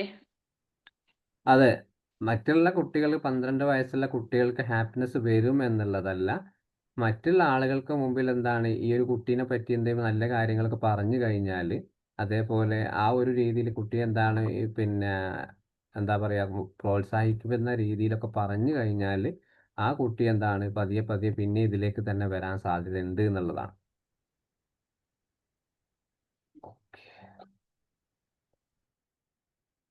അപ്പോൾ അടുത്തത് lasting emotion and psychological effect ആണ്. അവിടെ നമ്മൾ പ്രധാനമായിട്ടും ഒരു കോവേർട്ട് ബിഹേവിയർ സാധാരണയായിട്ട് നമ്മൾ കാണുന്നൊരു ബിഹേവിയർ ആണ് കോവേർട്ട് ബിഹേവിയർ. സാധാരണ കുട്ടികൾ കാണുന്നൊരു ബിഹേവിയർ ആണ് ഓവേർട്ട് ആൻഡ് കോവേർട്ട് എന്ന് പറയുന്നത്. കോവേർട്ട് എന്ന് പറയുമ്പോൾ എന്താണ്, മറ്റുള്ള ആളുകൾ ഈ ഒരു കുട്ടിയെ കുറിച്ചിട്ടോ അല്ലെങ്കിൽ ആ ഒരു നാർസിസ്റ്റിക് കുട്ടീൻ്റെ പാരന്റിനെ കുറിച്ച് പറഞ്ഞിട്ടുള്ള കാര്യങ്ങൾ നമ്മൾ അറിയുക എന്നുള്ളതാണ്. പക്ഷേ ഈ ഒരു കോവേർട്ട് എന്ന് പറയുമ്പോൾ, കാരണം ഈ ഒരു കുട്ടി മാനസികമായിട്ടും ശാരീരികമായിട്ടും ഏത് രീതിയിലൊക്കെയാണ് അവിടെ അബ്യൂസ് അനുഭവിച്ചിട്ടുള്ളത്, അതിൻ്റെ പൂർണ്ണമായിട്ടുള്ള ഉത്തരവാദിത്തം ആ പാരന്റ് തന്നെ ഏറ്റെടുക്കേണ്ടി വരും. അപ്പോൾ ഇവർ കൗൺസിലിങ്ങോ മറ്റെങ്കിലും ഏതെങ്കിലും തെറാപ്പിസ്റ്റിൻ്റെ അടുത്തൊക്കെ പോകുമ്പോൾ കുട്ടിക്ക് എന്തെങ്കിലും ട്രോമയുണ്ടോ കാര്യങ്ങളൊക്കെ പറയുന്ന സമയത്ത് അവരെന്താണ് ഈ ഒരു പൂർണ്ണമായിട്ട് കുട്ടീൻ്റെ അബ്യൂസിനെ പറ്റിയിട്ടോ കുട്ടിക്ക് മാനസികമായിട്ടുള്ള ബുദ്ധിമുട്ടോ അതൊക്കെ പൂർണ്ണമായിട്ട് മറന്നിട്ട് മനഃപൂർവ്വം എന്താണ് ഒഴിവാക്കിയിട്ട് ആ കുട്ടിക്ക് വേറെ എന്തെങ്കിലും സ്പെസിഫിക് ആയിട്ടുള്ള പ്രോബ്ലം ആയിട്ടായിരിക്കും പറയുക. കുട്ടിക്ക് നല്ല IQ ലെവലുള്ള കുട്ടിയാണ്, നല്ല പഠിക്കാനുള്ള കഴിവുണ്ട്, എല്ലാത്തിനും ഓക്കെയാണ്, അതൊക്കെ നമുക്ക് പിന്നീടായിരിക്കും തെളിയുക. പക്ഷെ അതൊക്കെ മറച്ചുകൊണ്ട് പാരന്റ് പറയുക എന്താണ്, ഇവന് പഠിക്കാൻ ഭയങ്കര വികൃതിയാണ്, അല്ലെ പഠിക്കില്ല, വീട്ടിൽ ഭയങ്കര പ്രശ്നങ്ങളാണ്. ഈ ഒരു സമയത്ത് ആ കുട്ടീനെ ഒന്ന് നമ്മൾ ഫിസിക്കലി ആയിട്ടൊന്ന് ഒബ്സർവ് ചെയ്താൽ മതി. കാരണം ആ ഒബ്സർവ് ചെയ്യുന്ന സമയത്ത് കുട്ടി പൂർണ്ണമായും സൈലന്റ് ആയിരിക്കാം. ആ സൈലന്റ് ആക്കി ഇവർ ഇങ്ങനെ പറയുന്ന സമയത്ത് നമ്മൾ അവരെ ഒന്നുകൂടി നോക്കണം. അവരെ ഫേഷ്യൽ എക്സ്പ്രഷൻസ്, അവർ വളരെ ദേഷ്യത്തോട് കൂടിയിട്ടാണോ വളരെ കാമായിട്ടാണോ അവർ നമ്മളോട് സംസാരിക്കുന്നത്. ഇത് നമ്മൾ ഒന്ന് ഏകദേശം ചെക്ക് ചെയ്താൽ തന്നെ അറിയാം ഇവരുടെ യഥാർത്ഥത്തിലുള്ള ആ ഒരു സ്വഭാവവും കാര്യങ്ങളൊക്കെ. പിന്നെ ഇതിൽ നമുക്ക് ഇതൊക്കെ ഒന്ന് മനസ്സിലാക്കാൻ പറ്റുന്ന സിംറ്റംസുകൾ, സാധാരണ ഒരു കുട്ടി പിന്നെ ഇങ്ങനെ ഒരു ബുദ്ധിമുട്ടുകളായിട്ട് വന്നു കഴിഞ്ഞാൽ നമുക്ക് എങ്ങനെയൊക്കെ ഏതൊക്കെ രീതിയിലാണ് നമുക്ക് അവരെ കുട്ടികളെ മനസ്സിലാക്കുക. ഒന്ന്, low self esteem and self worth. കാരണം കുട്ടിക്ക് നിരന്തരമായിട്ടൊരു വിമർശനമോ അല്ലെങ്കിൽ മറ്റുള്ള ആളുകളുമായിട്ട് ഒരു താരതമ്യം ചെയ്യുക, അതൊക്കെ കമ്പാരിസൺ ചെയ്യുന്ന രീതിയിൽ കുട്ടി നേരിടുമ്പോൾ അവർക്കെന്താണ് പതിയെ എന്താ അവർക്ക് സ്വയമായിട്ടൊരു സെൽഫ് എസ്റ്റീം ഒന്നും ഉണ്ടാവില്ല. ഞാനൊന്നിനും കൊള്ളൂല, ഞാൻ പഠിക്കാൻ മിടുക്കിയല്ല, അല്ലെങ്കിൽ എനിക്കൊരു ബോധ്യമില്ലാത്ത ഒരാളാണ് എന്നിങ്ങനെ രീതിയിൽ എന്തിങ്ങനെ പതിയെ കുട്ടിക്ക് ആ ഒരു സ്വഭാവത്തിൽ വന്നു തുടങ്ങും. അതിനുശേഷം എന്തായിരിക്കും നേടുക? കാരണം ഇവിടെ കുട്ടി സ്വയമായിട്ട് തോന്നുകയാണ്, എനിക്ക് എൻ്റെ വികാരങ്ങളാണ് ഏറ്റവും പ്രധാനപ്പെട്ടത്, എൻ്റെ വികാരങ്ങൾ ആരും ഒന്ന് അന്വേഷിക്കുകയോ അല്ലെങ്കിൽ എന്നോട് ആരും ഒന്ന് സംസാരിക്കുകയോ എൻ്റെ പ്രശ്നങ്ങളൊന്ന് ചോദിക്കുകയോ ആരും ഇതുവരെ ചെയ്തിട്ടില്ല. അപ്പോൾ എൻ്റെ വികാരങ്ങളും ആവശ്യങ്ങളും ഒക്കെ എന്താണ്, ഒരു വിലയില്ലാത്ത ഒന്നും ആ ഒരു സെറ്റിലേക്ക് ഇവർ പൂർണ്ണമായിട്ടും വരും. പിന്നെ അതുമൂലം എന്താണ്, മെൻ്റൽ ഹെൽത്ത് പ്രോബ്ലംസ് ഉണ്ടാകും ഇവർക്ക്. ആങ്സൈറ്റി, ഡിപ്രഷൻ, അതേപോലെ ഇമോഷണൽ പ്രോബ്ലംസുകൾ, അതേപോലെ ഇവർക്ക് ഫ്ലാഷ് ബാക്ക് മെമ്മറീസുകൾ, കഴിഞ്ഞു പോയുള്ള കാര്യങ്ങളൊക്കെ വന്നിട്ട് ഉറക്കത്തിൽ ഞെട്ടി ഉണരുക, അല്ലെങ്കിൽ രാത്രി ഭയങ്കരമായിട്ടുള്ള കരച്ചിൽ, ഇതൊക്കെ അവരെന്താണ് മെൻ്റൽ ഹെൽത്ത് പ്രോബ്ലമായിട്ട് വരും. പിന്നെ റിലേഷൻഷിപ്പ് ഡിഫിക്കൽട്ടീസ്, കുടുംബത്തിൽ ഇവർക്ക് എന്താണ് ഓവറായിട്ട് ആരെങ്കിലും കുടുംബത്തിൽ ഒരാൾ ഈ കുട്ടീനോട് സ്നേഹം കാണിച്ചിട്ടുണ്ടെങ്കിൽ അറ്റ്ലീസ്റ്റ് സ്കൂളിലുള്ള ഒരു ടീച്ചർ ഇവനോട് വളരെയധികം സ്നേഹം കാണിക്കുകയാണ്, ആ ടീച്ചറോടായി അവൻ ഓവർ ഡിപ്പെൻഡൻ്റായി സ്നേഹം കാണിക്കും. കാരണം ഒരിക്കലും ഒരാളോട് കിട്ടാത്ത ഒരു സ്നേഹം എനിക്ക് ഇന്ന ആളിന്ന് കിട്ടുന്നുണ്ട് എന്ന ബോധം ആൾക്ക് എത്തിക്കഴിഞ്ഞാൽ ആൾക്കത്, പിന്നെ അതേപോലെ ഇത് എവിടെ നിന്ന് കിട്ടുന്നില്ലെങ്കിൽ പല പ്രശ്നങ്ങളും അതേപോലെ റിലേഷൻഷിപ്പിൽ ഉണ്ടാവുകയും ചെയ്യും. ആരെയും ചിലപ്പോൾ വകവെക്കുന്നുണ്ടാവില്ല, പറഞ്ഞാൽ കേൾക്കുന്നുണ്ടാവില്ല, എപ്പോഴും സൈലൻ്റ് ആയിരിക്കും, ഒറ്റയ്ക്ക് നടക്കാനായിരിക്കും ഇഷ്ടം. ഇങ്ങനെ പലതരത്തിലുള്ള റിലേഷൻഷിപ്പിലും ആ പ്രശ്നങ്ങൾ ഉണ്ടാവും. പിന്നെ ഇമോഷണൽ പാറ്റേൺ ദാറ്റ് കണ്ടിന്യൂ എന്ന് പറയുമ്പോൾ ആൾക്കെന്താണ് എല്ലാവരെയും ഒന്നും ആൾക്ക് സ്വയം തോന്നുകയാണ്, എല്ലാവരെയും ഞാനിപ്പോൾ സന്തോഷിപ്പിക്കേണ്ട ആവശ്യമൊന്നുമില്ല, എനിക്ക് സന്തോഷം ഉണ്ടെങ്കിലുള്ള കാര്യങ്ങൾ മാത്രം ചെയ്താൽ മതി എന്നുള്ളത്. അപ്പോൾ കുട്ടിനോട് നമ്മൾ ചോദിക്കുകയാണ് ഈ ഒരു സാഹചര്യത്തിൽ നിനക്ക് ഏറ്റവും ഇഷ്ടപ്പെട്ടുള്ള കാര്യങ്ങൾ എന്തൊക്കെയാണ് എന്നുള്ളത്. അപ്പോൾ ആ കുട്ടി പറയാണ്, എനിക്കിഷ്ടപ്പെട്ട കാര്യങ്ങൾ ഇതൊക്കെ തന്നെയാണ്, അത് ഞാൻ ഒറ്റയ്ക്ക് തന്നെയാണ് ചെയ്യാറുള്ളത്, ഞാനത് ഇന്ന സമയത്ത് അത് മറ്റുള്ളവർ പറയുന്നത് പോലെ അല്ലെങ്കിൽ അച്ഛനമ്മ പറയുന്നത് പോലെ ഞാൻ ചെയ്യാറില്ല, എനിക്ക് തോന്നിയാൽ ചെയ്യും, ആ ഒരു രീതിയിൽ. കാരണം ഈ ഒരു സിംറ്റംസ് എന്ന് പറയുന്നത് NPDൻ്റെ ഏറ്റവും വലിയതായിട്ടുള്ളതാണ്. സ്വയം ആയിട്ട് എല്ലാ നേട്ടങ്ങളും എനിക്ക് തന്നെയാണ്, എല്ലാം എന്നെ അംഗീകരിക്കണം, എന്നെ ഇഷ്ടപ്പെടണം എന്നുള്ള ഒരു തോട്ടിലേക്ക് പതിയെ ഒരു കുട്ടികളെ കൊണ്ടുപോകുന്ന ഒരവസ്ഥ. പിന്നെ ഇതിൽ ഏറ്റവും മറ്റതാണ് ഈ ഒരു ഗ്യാസ് ലൈറ്റിംഗ് ആൻഡ് മാനിപ്പുലേഷൻ എന്ന് പറയുന്നത്. ഗ്യാസ് ലൈറ്റിംഗ് എന്ന് പറയുമ്പോൾ സൈക്കോളജിക്കലി ആയിട്ട് ആ ഒരു ടേമിലേക്ക് ആൾ പൂർണ്ണമായിട്ടും പോകുന്ന ഒരവസ്ഥയാണ്. മാനസികമായിട്ടൊരു കൃത്രിമത്വം എന്ന് പറയാറില്ല, അതേപോലെ ഗ്യാസ് ലൈറ്റിംഗ്. കാരണം ഈ ഒരു കുട്ടിയോട് എന്തെങ്കിലും കൃത്രിമമായിട്ട് എന്തെങ്കിലും മോശമായിട്ട് പാരന്റ് കാണിക്കുമ്പോൾ കുട്ടിക്ക് യാഥാർത്ഥ്യം മനസ്സിലാവാൻ പറ്റാത്തൊരവസ്ഥ. കാരണം കുട്ടിക്ക് തോന്നുകയാണ് ഇവിടെ ശരിക്കും ഏതാണ് സത്യം ഏതാണ് നുണ എന്ന്. നമ്മൾ നേരത്തെ പറഞ്ഞൊരു ഉദാഹരണം, പുറത്ത് പോയി കഴിഞ്ഞാൽ പാരന്റിൻ്റെ ഈ ഒരു സ്വഭാവം, അതേപോലെ വീട്ടിലെത്തി കഴിഞ്ഞാൽ തൻ്റെ ധാരണകളെയോ അല്ലെങ്കിൽ തൻ്റെ ഓർമ്മകളെയോ അല്ലെങ്കിൽ എൻ്റെ ആവശ്യങ്ങളൊന്നും പരിഗണിക്കാതെ പൂർണ്ണമായിട്ടും അടിച്ചമർത്തുന്ന ഒരു രീതി. കാരണം എല്ലാത്തിനും ഇതിനെതിരെ ചോദ്യം ചെയ്ത് കഴിഞ്ഞാൽ വല്ലാത്ത പ്രശ്നങ്ങൾ ഉണ്ടാകുന്ന ഒരവസ്ഥ.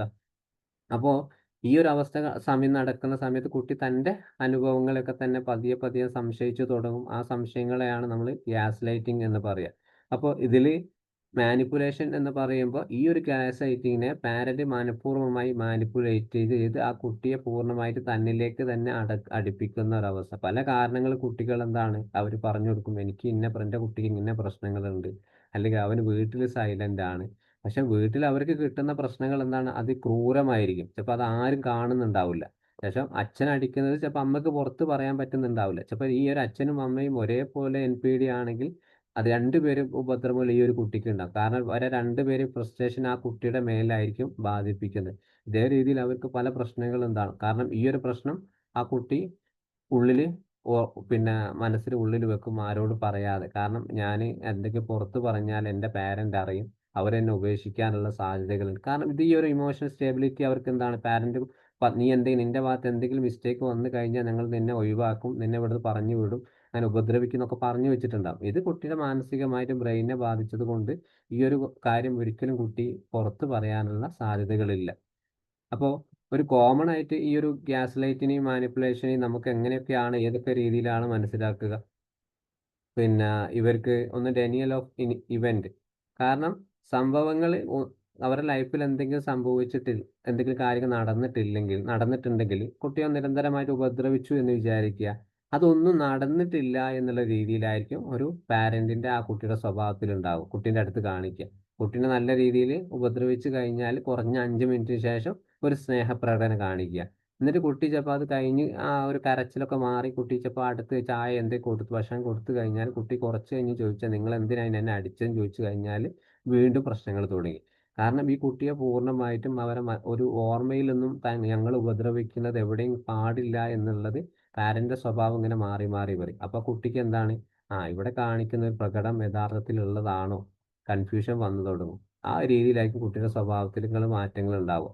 പിന്നെ ഒരേ കാര്യത്തിൽ, അതായത് ക്രിയേറ്റിംഗ് കൺഫ്യൂഷൻ, പിന്നെ കോൺട്രാക്ടറി സ്റ്റേറ്റ്മെന്റ് എന്ന് പറയുമ്പോൾ ഒരേ വിഷയത്തിൽ അല്ലെങ്കിൽ ഒരേ കാര്യത്തിൽ വിരൂപമായിട്ട് എന്തെങ്കിലും എതിരായിട്ടുള്ള പ്രവർത്തനങ്ങൾ കാണിക്കുമ്പോൾ ആ കുട്ടി സ്വയമായിട്ട് തന്നെ എന്താണ് മറ്റുള്ള ആളുകൾ വളരെ ബുദ്ധിമുട്ടാകുമ്പോൾ മറ്റുള്ള ആരെങ്കിലും പറഞ്ഞു കഴിയാണ്, എൻ്റെ വീട്ടിൽ ഇങ്ങനെ പ്രശ്നങ്ങളുള്ള ടീച്ചേഴ്സിനോട് ഷെയർ ചെയ്യുകയാണ്, അല്ലെങ്കിൽ കൂട്ടുകാരോട് ഷെയർ ചെയ്യുകയാണ്, എൻ്റെ വീട്ടിൽ ഇങ്ങനെയൊക്കെ പ്രശ്നങ്ങളുണ്ട്, അപ്പോൾ ഇതിനെന്താണ് ചെയ്യുക എന്ന് പറഞ്ഞാൽ ആരെങ്കിലും ഈ ഒരു പാരന്റ് എടുത്തു കഴിഞ്ഞാൽ അവരെന്താണ് കുട്ടിയെ പെട്ടെന്ന് തന്നെ കൗൺസിലിങ്ങിന് കൊണ്ടുപോകും. കാരണം ഇപ്പോൾ അടുത്ത കാലത്ത് ഒരു കേസ് ഉണ്ടായിരുന്നു, വീട്ടിൽ രണ്ടുപേരും NPD ആണ്.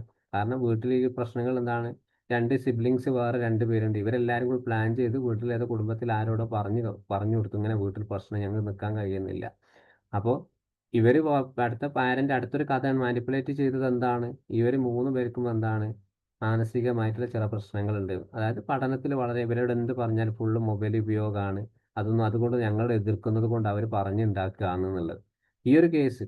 അപ്പോൾ ഇത് ശരിക്കും ഒന്ന് അന്വേഷിച്ച സമയത്താണ് അവർക്കും നാട്ടുകാർക്കും കുടുംബക്കാർക്കും ഒക്കെ മനസ്സിലായി കുട്ടികളെ മാനസികം പൂർണ്ണമായിട്ടും ഒരു ഉപദ്രവിക്കുന്ന ഒരു രീതി ഇവിടെ ഉണ്ട് എന്നുള്ളത്. ഇതേപോലെ പല കേസുകൾ നമ്മൾ സാധാരണ കാണാറുണ്ട്, അറിയാറുണ്ട്. ചിലപ്പോൾ നമ്മുടെയൊക്കെ ചുറ്റുപാടിലൊക്കെ ഇതേപോലെ പ്രശ്നങ്ങൾ ഒരുപാട് നടക്കുന്നുണ്ട്.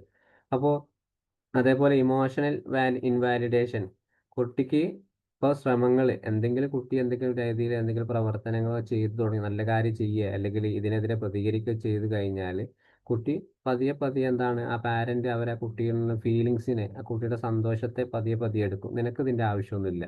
ഇപ്പോൾ ഒരു മൊബൈൽ എടുക്കുകയാണ്, എന്തെങ്കിലും ക്ലാസ്സുമായിട്ട് ബന്ധപ്പെട്ടുള്ള കുട്ടി ചോദിക്കുക, എനിക്കൊരു മൊബൈൽ വേണം പഠിക്കാനാണ്, അല്ലെങ്കിൽ ഇന്ന സാധനം എനിക്ക് വേണമെന്ന, നിനക്ക് അതിൻ്റെ ആവശ്യമൊന്നുമില്ല, ഉള്ളത് കൊണ്ട് എടുത്ത് പഠിച്ചാൽ മതി, ഉള്ളത് കൊണ്ട് തൃപ്തിപ്പെട്ടാൽ മതി എന്നുള്ള രീതി. അപ്പോൾ ആ കുട്ടീൻ്റെ ആഗ്രഹങ്ങളെയും സന്തോഷങ്ങളെയും പതിയെ പതിയെ ഒരു ഒഴിവാക്കുന്ന രീതി. അപ്പോൾ ഇങ്ങനെയൊക്കെ പല രീതിയിൽ നമുക്ക് പിന്നെ ബുദ്ധിമുട്ടുകൾ ഉണ്ടാക്കുന്ന ഒരു പ്രശ്നങ്ങൾ. പിന്നെ ട്രയാങ്കുലേഷൻ എന്നാൽ സമൂഹത്തിൽ പൂർണ്ണമായിട്ട് ഈ കുട്ടിയെ തന്നെ മോശമാക്കുന്ന രീതിയിലായിരിക്കും ഫാമിലി മെമ്പേഴ്സിൻ്റെ പ്രയാസങ്ങൾ ഉണ്ടാവുക. പിന്നെ പ്രൊജക്ഷൻ എന്ന് പറയുമ്പോൾ മാതാവ് അല്ലെങ്കിൽ കുട്ടിയുടെ പാരന്റ് സ്വയം തെറ്റുകളൊക്കെ തൻ്റെ മക്കളുടെ പേരിൽ അടിച്ചേൽപ്പിക്കുന്ന ഒരു അവസ്ഥ. ഇവരെ ഭാഗത്ത് എന്തെങ്കിലും തെറ്റ് വന്നു കഴിഞ്ഞാൽ അവർ പുറത്ത് പറയാം, മകനാണ് ചെയ്തത്, മകളാണ് ചെയ്തത്, അതുകൊണ്ട് ഞങ്ങൾ അതിനെ എതിർത്തു റെസ്പോണ്ട് ചെയ്തു. അപ്പോൾ ഞങ്ങളുടെ പേരിൽ വന്നതാണ് പ്രശ്നങ്ങൾ ഉള്ളതെന്ന്. കാരണം അവരുടെ സ്വയം പ്രശ്നങ്ങൾ എന്താണ് മറ്റുള്ള ആളുകളും അറിയാതിരിക്കാൻ വേണ്ടിയിട്ട് അവർ കാണിക്കുന്ന പ്രവർത്തനങ്ങൾ.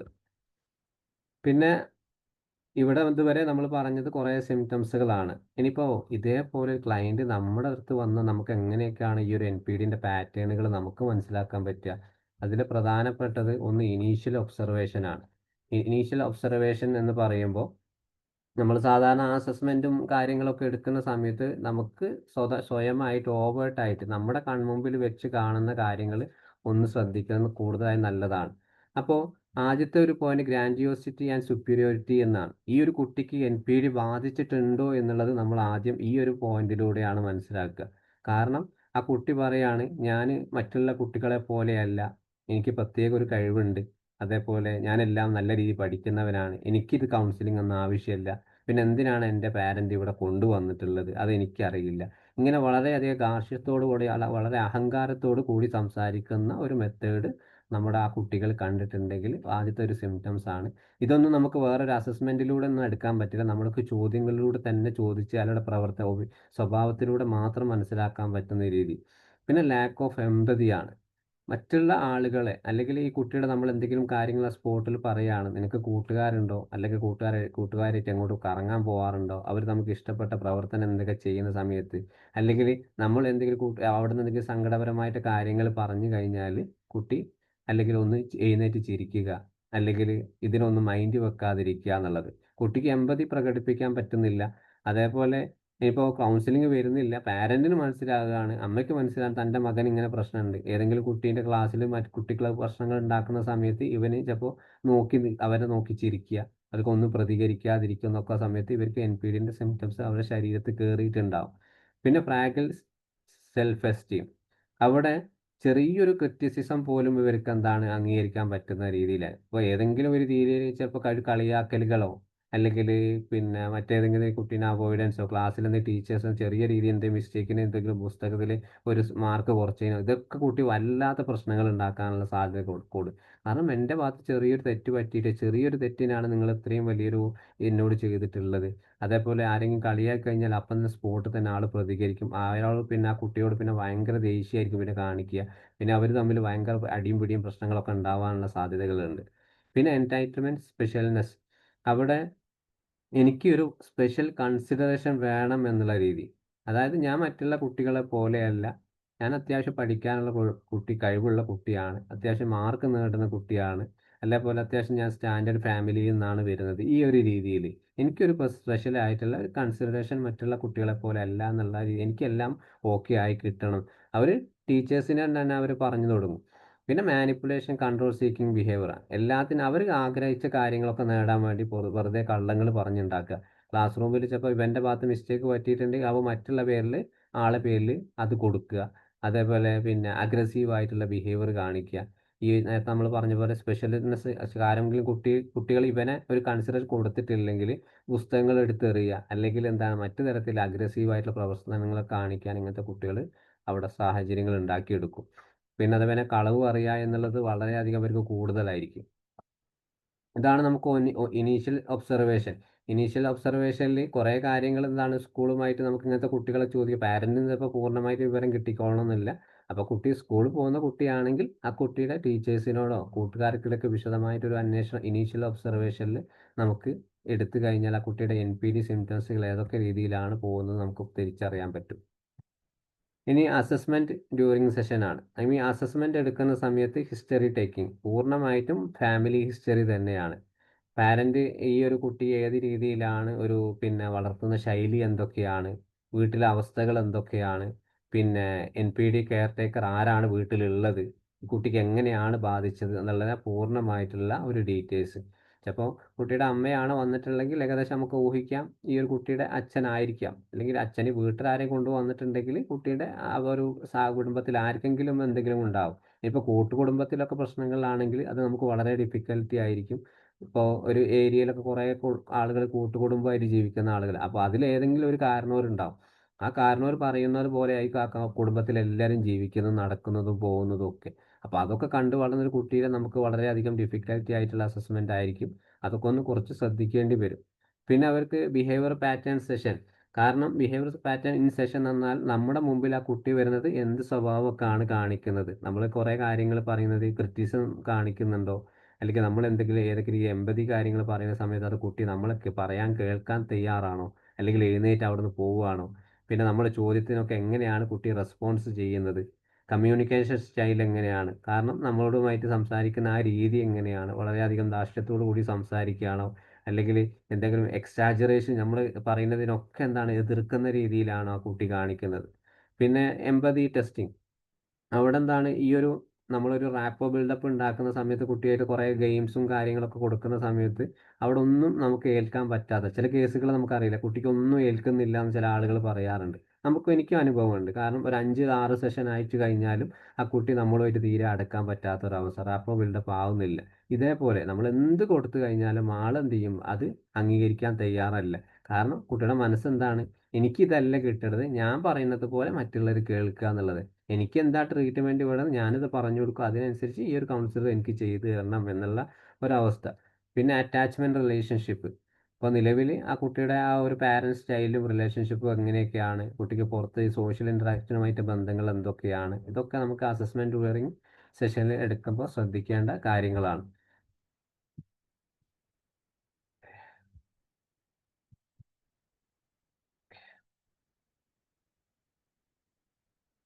ഇനി ഇതിൽ നമുക്ക് പ്രധാനമായിട്ടും അസസ്മെൻറ്റ് ടൂൾസുകൾ ഉപയോഗിക്കൽ സാധാരണയായിട്ട് 2 ടൂൾസുകളാണ് ഉപയോഗിക്കാറ്. 16PF ഒരു പേഴ്സണാലിറ്റി അസസ്മെൻറ്റ് ടൂൾസാണ്, നിങ്ങൾ കേട്ടിട്ടുണ്ടാവും.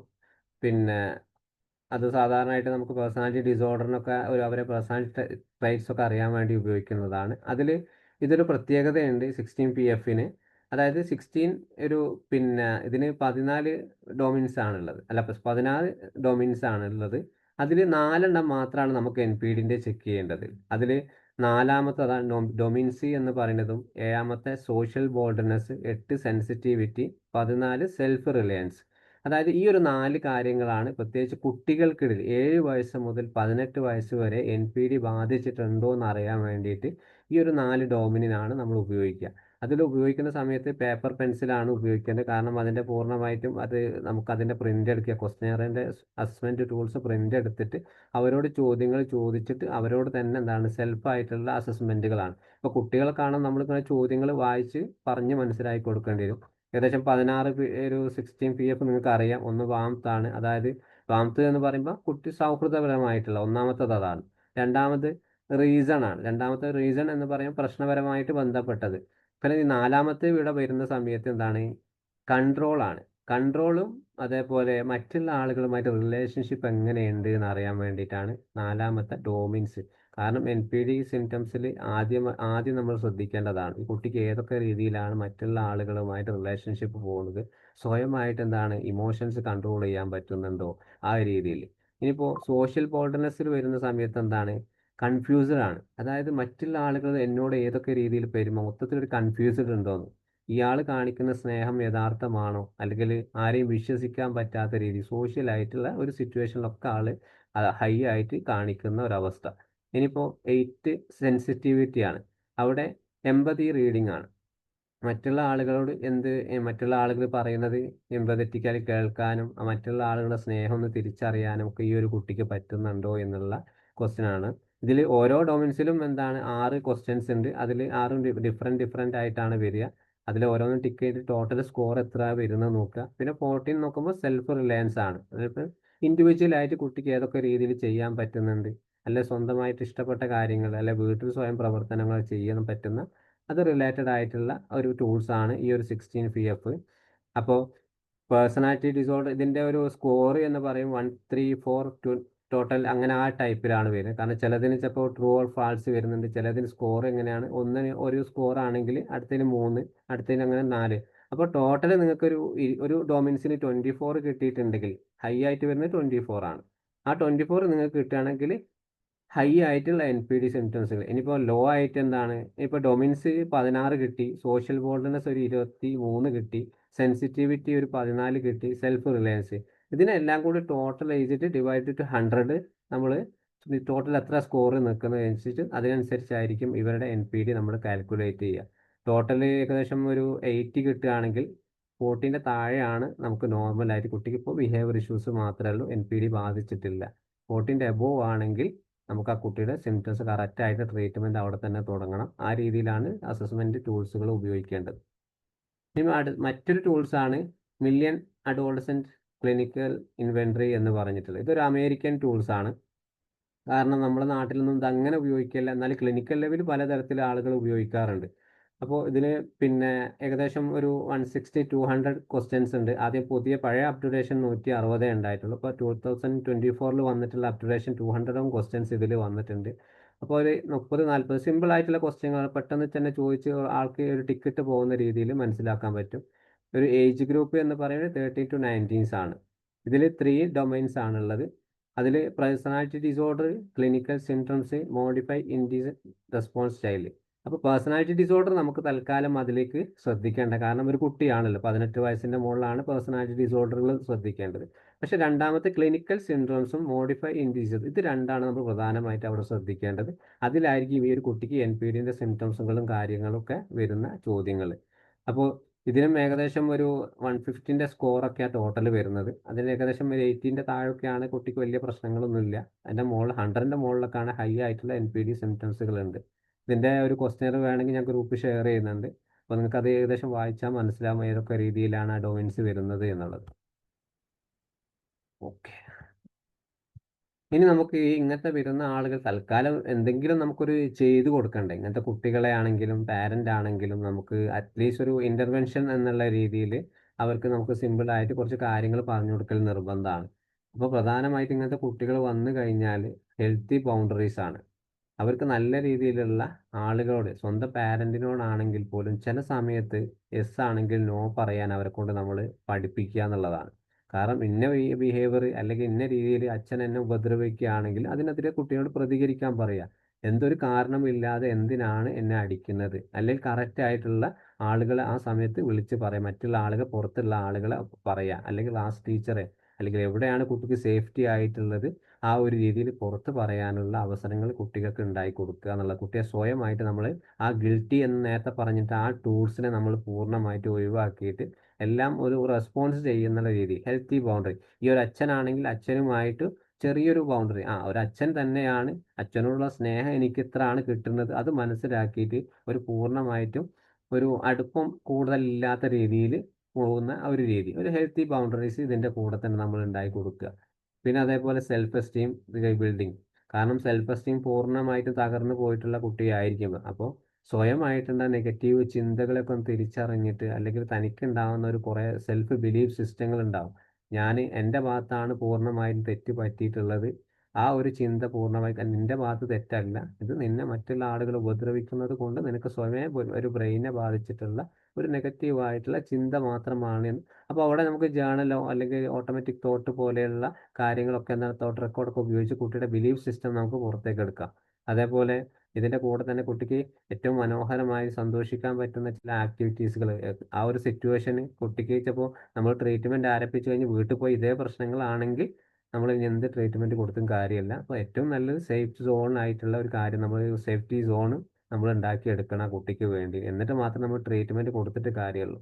അതാണ് സപ്പോർട്ടീവ് റിലേഷൻഷിപ്പ് എന്ന് പറയുന്നത്.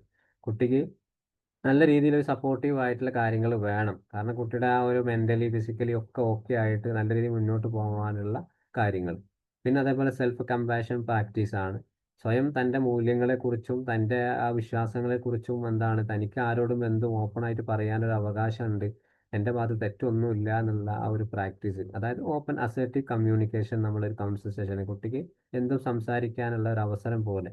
കാരണം അച്ഛനാണെങ്കിലും അമ്മയാണെങ്കിലും തൻ്റെ ഭാഗത്ത് തെറ്റൊന്നുമില്ലെങ്കിൽ അവരോട് ചോദ്യം ചെയ്യാം, എന്തിനാണ് എന്നെ ഉപദ്രവിക്കുന്നത്, ആ രീതിയിൽ കുട്ടിയെ നമ്മൾ മോട്ടിവേറ്റ് ചെയ്തെടുക്കുക. പിന്നെ ഇതിൻ്റെ കൂടെ തന്നെ ആ ഹീലിംഗ് റിക്കവറി, മുമ്പ് കഴിഞ്ഞിട്ടുള്ള ആ ഒരു ട്രോമ പതിയെ കുട്ടികളിൽ നിന്ന് നമ്മൾ ഒഴിവാക്കണമെങ്കിൽ നമ്മൾ പലതരത്തിലുള്ള ഈ ഒരു കൗൺസിലിങ്ങിൽ നമുക്ക് തെറാപ്യൂട്ടിക് അപ്രോച്ചുകൾ എന്തായാലും നിർബന്ധമായിട്ട് ഉപയോഗിച്ചേ പറ്റൂ. അതിലേറ്റവും ഒന്ന് ട്രോമ ഇൻഫോംഡ് തെറാപ്പിയാണ്. അവിടെ നമ്മൾ ട്രോമ ഇൻഫോംഡ് തെറാപ്പി ഉപയോഗിക്കുന്ന സമയത്ത് സ്വന്തം ഒരു കുട്ടിക്ക് തൻ്റെ ഉള്ളിൽ എനിക്ക് സംഭവിച്ച ആ ട്രോമയെ പൂർണ്ണമായിട്ടും പുറത്തേക്ക് കൊണ്ടുവരിക. എവിടെ നിന്നാണ് ആ ട്രോമ സംഭവിച്ചിട്ടുള്ളത്, ആരിൽ നിന്നാണ്, അതിൻ്റെ ഓർമ്മകൾ പതിയെ നമ്മൾ ഹീൽ ചെയ്തിട്ട് പുറത്തേക്ക് കൊണ്ടുവരുന്ന അവസ്ഥ. ഇപ്പോൾ അവിടെ നമുക്ക് ഒരു പിന്നെ ചൈൽഡ്ഹുഡിലെ കുട്ടികളെ പിന്നെ ഇതൊക്കെ ഉപയോഗിക്കാം. എന്താണ് പിന്നെ പല രീതിയിൽ CBT ചൈൽഡിൽ ഉപയോഗിക്കുന്ന കുറേ ടൂൾസുകളുണ്ട്. കുറേ പിക്ചേഴ്സ് ആയിട്ടും ഇമോഷൻസ് ആയിട്ടും പല രീതിയിൽ കുട്ടികളെ നമുക്ക് എന്താണ് ആ ഇമോഷൻസിനൊക്കെ പുറത്തെടുക്കാൻ ഉപയോഗിക്കാം. ഇനിയിപ്പോൾ CBT ആണെങ്കിൽ എന്താണ് നിരന്തരമായിട്ട് ആ കുട്ടിയെ ജേർണൽ എഴുതിപ്പിക്കാം. ജേർണൽ എഴുതാനൊക്കെ പറ്റുന്ന കുട്ടിയാണെങ്കിൽ കുട്ടിയുടെ ചിന്തകളെയും കുട്ടിയുടെ ആ എല്ലാ ദിവസം വരുന്ന കാര്യങ്ങളും ചെയ്യുന്ന പ്രവർത്തനങ്ങളൊക്കെ ഒരു നോട്ട്സ് പോലെ എഴുതിയിട്ട് പിന്നെ അതേപോലെ അഫർമേഷൻ ചാർട്ടുകൾ, ഫ്ലാഷ് കാർഡുകൾ ഇതങ്ങനത്തെ പല രീതിയിൽ കുട്ടികൾക്ക് സ്വയമായിട്ട് ഉണ്ടാക്കുക.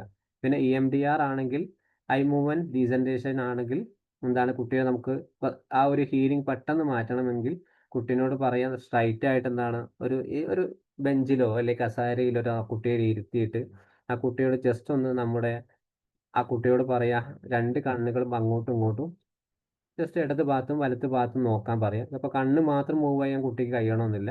അപ്പോൾ എന്താണ് ആ കുട്ടി മൂവ് ചെയ്യുന്ന സമയത്ത് നമ്മൾ എന്ത് ചെയ്യും വലത്തെ കൈയും ഇടത്തെ കൈയും 2 ടാപ്പ് ചെയ്ത് കൊടുക്കും. ഇതാണ് കുട്ടികൾ EMDR ഉപയോഗിക്കുക. അപ്പോൾ ഉപയോഗിക്കുന്ന സമയത്ത് നമുക്ക് ചോദ്യങ്ങൾ ഓരോന്നായിട്ട് ചോദിക്കണം. കുട്ടിയുടെ കണ്ണ് അങ്ങോട്ടും ഇങ്ങോട്ടും പോവുകയും വേണം. നമ്മൾ ഇടയ്ക്കിടയ്ക്ക് എന്താണ് 2 കൈയും ഇടതും വലതും ഇങ്ങനെ തട്ടി കൊടുക്കുക. ആ ടാപ്പിംഗ് എന്ന് പറ ആ ടാപ്പിംഗ് സിസ്റ്റം. അപ്പോൾ കുട്ടിയോട് ചോദിക്കുക എന്താണ് നിനക്ക് സംഭവിച്ചിട്ടുള്ളത്? കാരണം പതിയെ പതിയെ ആ കുട്ടി കണ്ണിൻ്റെ ആ പ്രവർത്തനങ്ങളും മൈൻഡും ബ്രെയിനും ഒക്കെ ഒരേ സമയത്ത് വർക്ക് ചെയ്യുമ്പോൾ കുട്ടിയുടെ ഓർമ്മകൾ പതിയെ പതിയെ പുറത്ത് വരാൻ കഴിയും. ഇത് കുറച്ച് ടാസ്ക് ആണ് എങ്കിൽ പോലും അപ്ലിക്കേഷൻ ലെവലിൽ നല്ല രീതിയിൽ കൊണ്ടുപോയി കഴിഞ്ഞാൽ കുട്ടി നമ്മളുമായിട്ട് ഏകദേശം ഓക്കെ ആയി കഴിഞ്ഞാൽ ആ കുട്ടിയുടെ ട്രോമയൊക്കെ നമുക്ക് പുറത്തേക്ക് എടുക്കാൻ പറ്റും. പിന്നെ സെൽഫ് ഹീലിംഗ് പ്രാക്ടീസുകളാണ് നിരന്തരമായിട്ട് ബ്രീത്തിങ് എക്സസൈസുകൾ, മൈൻഡ്ഫുൾനെസ്സുകൾ, ജേർണലിംഗ്, പോസിറ്റീവ് ആക്ടിവിറ്റീസുകൾ, ഹോബീസ് ഇതൊക്കെ കുട്ടിക്ക് കൊടുത്തു കഴിഞ്ഞാൽ സ്വയമായിട്ട് കുട്ടീനെ വീട്ടിൽ തന്നെ ചെയ്യാൻ പറയും ഇങ്ങനത്തെ കാര്യങ്ങളൊക്കെ. അപ്പോൾ ആ കുട്ടിക്ക് എന്താണ് പഴയ അവസ്ഥയിൽ നിന്നൊക്കെ മാറാൻ പറ്റും. അറ്റ്ലീസ്റ്റ് NPD എന്ന് പറയുന്ന വ്യക്തി ആരാണോ ഉള്ളത് അയാളിൽ നിന്നും ഒരു മാറ്റം എന്താണ് നല്ലതാണ്. കുട്ടിയെ കുറച്ചു കാലത്തെങ്കിലും ഓക്കെ ആകുന്നത് വരെയെങ്കിലും മാറ്റി നിർത്തിയതിന് ശേഷം വീണ്ടും അവിടേക്ക് പോവുകയാണെങ്കിൽ കുട്ടീനോട് പറയും ഇങ്ങനെയൊക്കെയാണ് റെസ്പോണ്ട് ചെയ്യേണ്ടത്, ഇന്ന ആളാണ് ഉപദ്രവിക്കാനുള്ളത്. ആ ഒരു സിറ്റുവേഷൻ വ്യക്തമായിട്ട് കുട്ടിക്ക് പറഞ്ഞു കൊടുക്കുകയും വേണം. പിന്നെ സെഷൻ ആക്ടിവിറ്റീസ് എന്നാൽ നമ്മൾ കുട്ടിയായിട്ട് നമ്മളോട് നേരത്തെ പറഞ്ഞ പല സിംറ്റംസുകൾ നമ്മളോട് കാണിക്കുകയാണ്. അപ്പോൾ നമുക്ക് കാണിച്ചു കൊടുക്കേണ്ടത് കുട്ടിയെ കുറേ ചോദ്യങ്ങൾ ചോദിച്ചിട്ടോ അല്ലെങ്കിൽ നല്ലൊരു അഡ്വൈസ് കൊടുത്തിട്ടോ ഒന്നല്ല നന്നാക്കുക. നമുക്ക് അവിടെ നിന്ന് ഫീലിംഗ് ചാർട്ടുകൾ, ഇമോഷൻ തെർമോമീറ്ററുകൾ, റോൾ പ്ലേ, മൈൻഡ്ഫുൾ എക്സസൈസുകൾ ഇതൊക്കെ കൊടുത്തു കഴിഞ്ഞാൽ കുട്ടി ഏകദേശം നമ്മളുമായിട്ട് ഓക്കെ ആവും. ആ രീതിയിൽ പറഞ്ഞു കൊടുക്കുക. ഇതാണ് ഒരു തെർമോമീറ്റർ ഫീലിംഗ്സ് എക്സസൈസുകൾ. ഒരു ചിത്രം കുട്ടീനോട് തന്നെ തെർമോമീറ്ററിന്റെ ചിത്രം വരക്കാൻ പറയുക. എന്നിട്ട് ഒരു സിറ്റുവേഷൻ കുട്ടീനോട് പറയുക. ഇന്ന ദിവസം എന്താണ് സംഭവിച്ചത്, അച്ഛനെ എങ്ങനെയൊക്കെയാണ് ഉപദ്രവിക്കുന്നത്, ആ സമയത്ത് നിനക്ക് തോന്നുന്ന ഫീലിങ്സ് എന്തൊക്കെയാണെന്ന് ഇതിൽ മാർക്ക് ചെയ്യാൻ പറയുക. അപ്പോൾ ആ കുട്ടി എവിടെയാണ് മാർക്ക് ചെയ്യുന്ന സമയത്ത് കുട്ടി പറയുകയാണ് വെറീഡ് ആണ് അല്ലെങ്കിൽ സാഡ് ആണ്. അപ്പോൾ ആ സാഡിൽ നിന്ന് നമുക്ക് എങ്ങനെയാണ് ഒരു കാമിലേക്ക് ഒരു ഹാപ്പിയിലേക്ക് മാറാൻ പറ്റുക എന്നുള്ളത് ആ കുട്ടീനോട് സ്വയം ചോദിക്കുക. എന്തൊക്കെയാണ് നമുക്ക് ഇവിടെ ചെയ്യാൻ പറ്റുക, എങ്ങനെയാണ് അച്ഛനെതിരെ പ്രതികരിക്കാൻ പറ്റുക, അച്ഛൻ എന്താണ് നമുക്ക് ചെയ്തു കൊടുക്കേണ്ടത്. ഈ രീതിയിൽ ആ കുട്ടിയെ മറ്റൊരു തെർമോമീറ്റർ വരച്ചുകൊണ്ട് കുട്ടിയുടെ ഫീലിംഗ് സ്പോട്ട് തന്നെ മാറ്റുന്ന രീതി. ഇതൊക്കെ എന്താണ് നമുക്ക് ഇൻ സെഷനിൽ കൊടുക്കാൻ പറ്റുന്ന ആക്ടിവിറ്റീസുകളാണ്.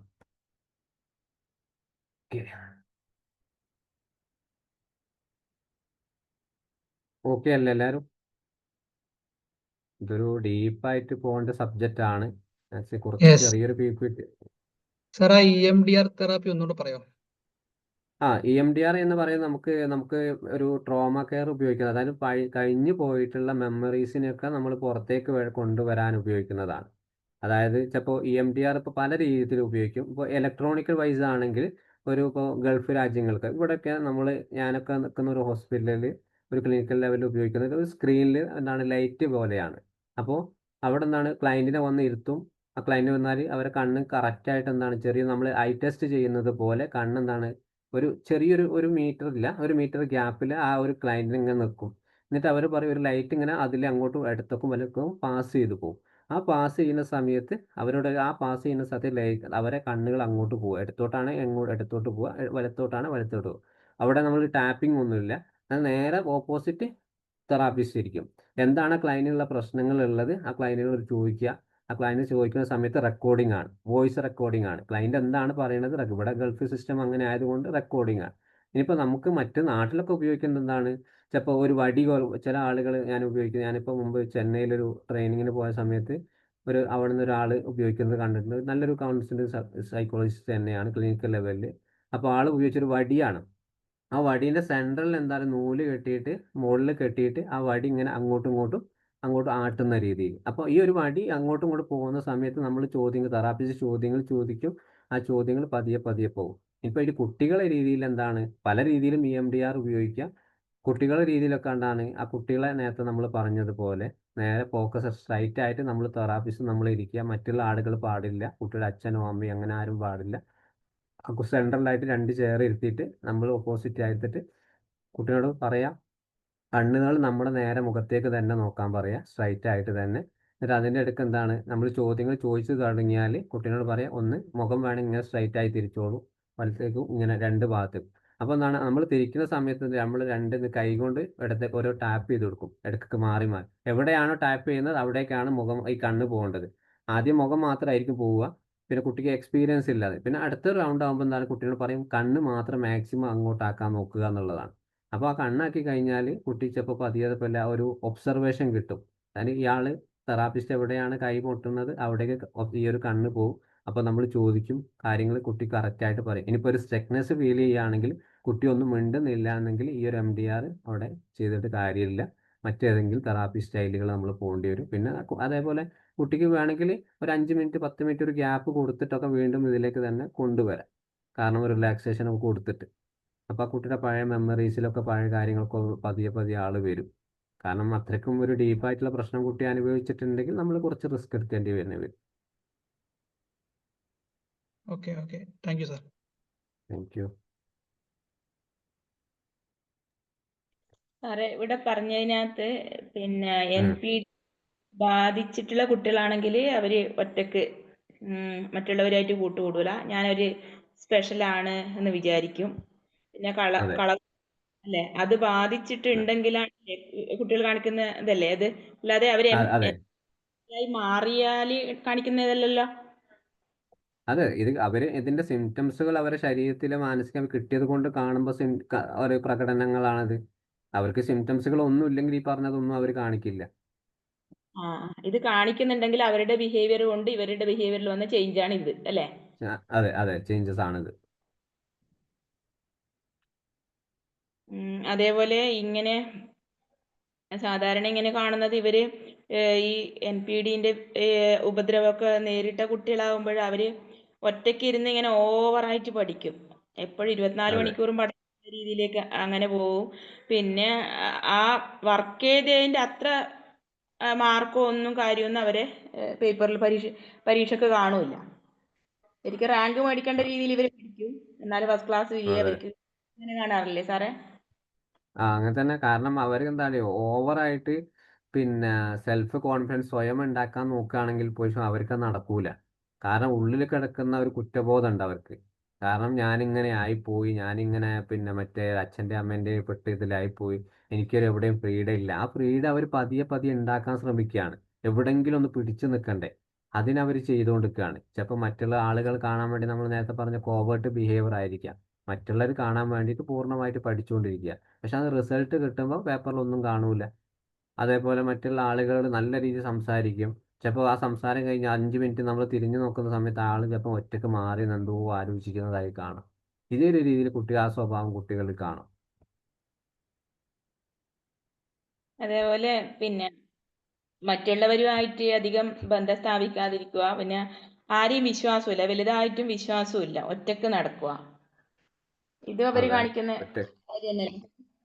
അതെ, ഒറ്റക്ക് നടക്കാനുള്ള ഒരു ആഗ്രഹമൊക്കെ പതിയെ പതിയെ അവർ ഒറ്റക്ക് നടക്കും. പിന്നീട് എന്താണ്, ആരെങ്കിലും അവരും ചൂഷണം ചെയ്ത് കൊടുക്കും. അവർക്ക് കൈ കിട്ടുന്ന ആരായാണോ അവരും പതിയെ പതിയെ ചൂഷണം ചെയ്ത് കൊടുക്കും. അതായത് ഇവര് NPD ആയിട്ട് മാറുന്ന പറഞ്ഞേ? MPD പതിയെ പതിയെ അവരായിട്ട് മാറും. നമ്മളത് തിരിച്ചറിഞ്ഞിട്ടില്ല, ട്രീറ്റ്മെന്റ് കിട്ടിയിട്ടില്ല എങ്കിൽ അവരും NPD ആയിട്ട് മാറും. അങ്ങനെ തന്നെയല്ല മാറുന്നത്. അല്ലാണ്ട് സുപ്രഭാതത്തിൽ ഒരു NPD ആയിട്ടുള്ള ആരാ ഉള്ളത്? ഇല്ല. ഈ പറയൂ.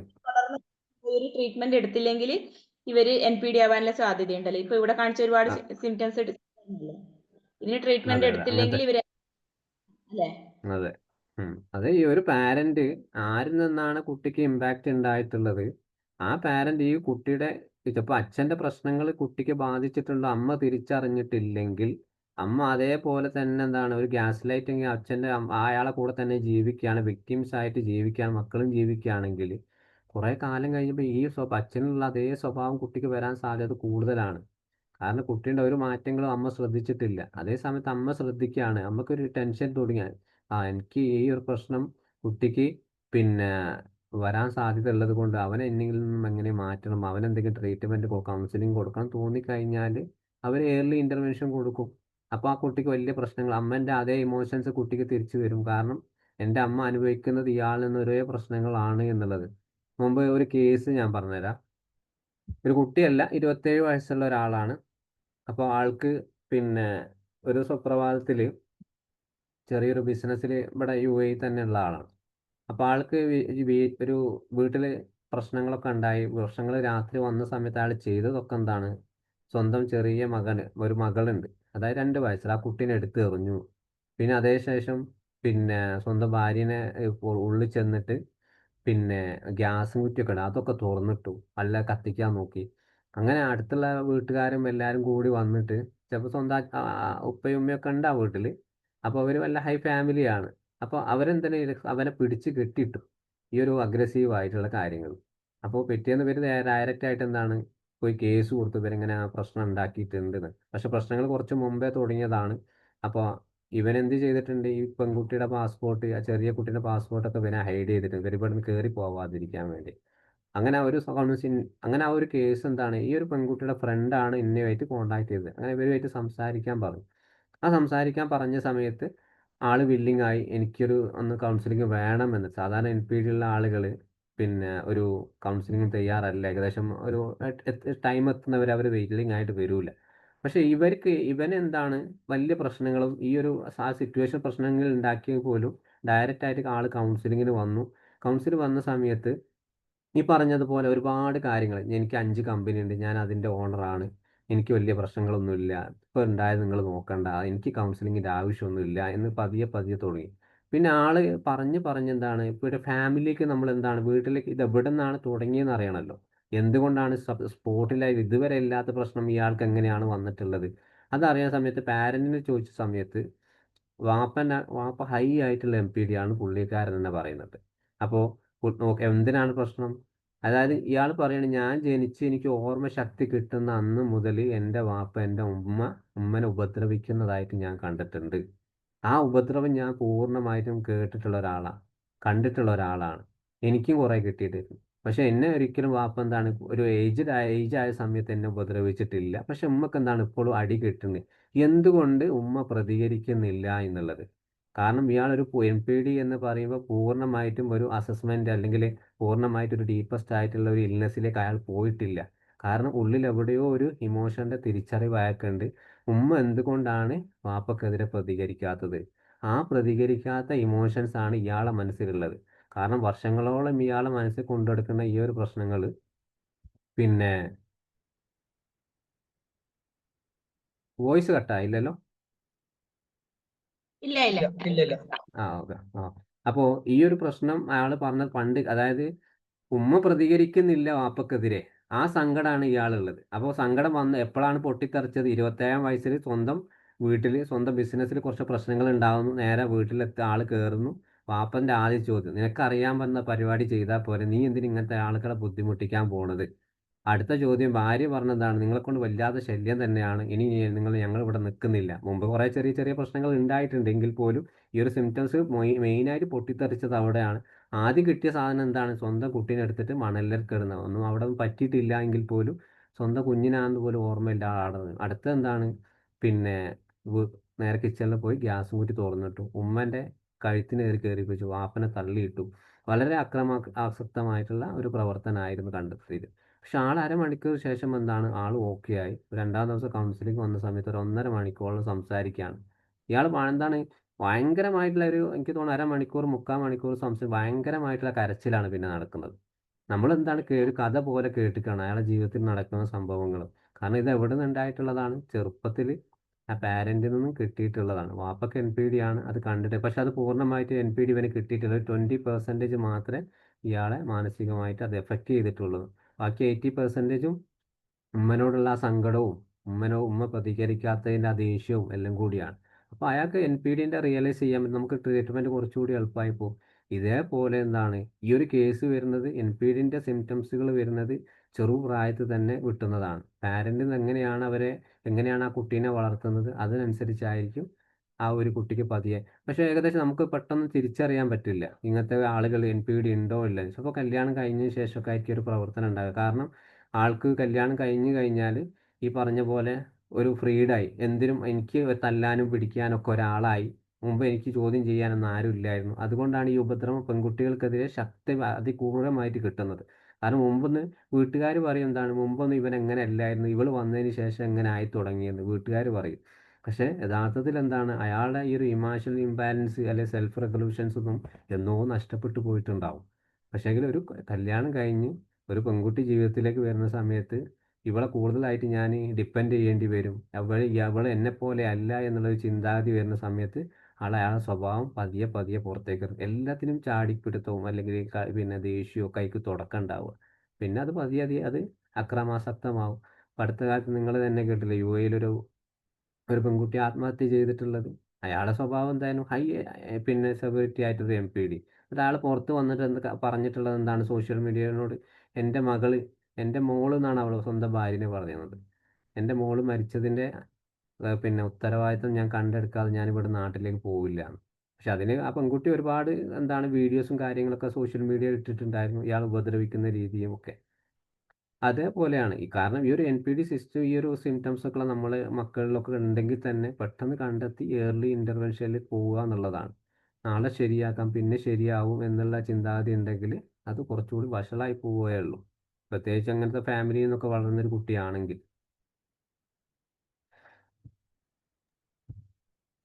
അതേപോലെ ഇപ്പോൾ ഈ NPDന്റെ വിക്റ്റിമായ ഒരു കുട്ടി ചെറിയ പ്രായത്തിൽ എല്ലാറ്റിനും വല്ലാണ്ട് ബഹളം വെക്കുന്ന രീതിയിലായി. ഇപ്പം ക്ലാസ്സിൽ നിന്ന് ടീച്ചേഴ്സ് തമാശക്ക് എന്തെങ്കിലും പറഞ്ഞതിനെല്ലാം വലിയൊരു സംഭവമായിട്ട് ഇങ്ങനെ കൊണ്ടുപോയി. വലിയ കുട്ടിയായതിനു ശേഷം ഇതിനെപ്പറ്റി കുറേ തെറാപ്പിയൊക്കെ എടുത്ത് കുറേ ഇത് ഹീൽ ചെയ്ത് വന്നു.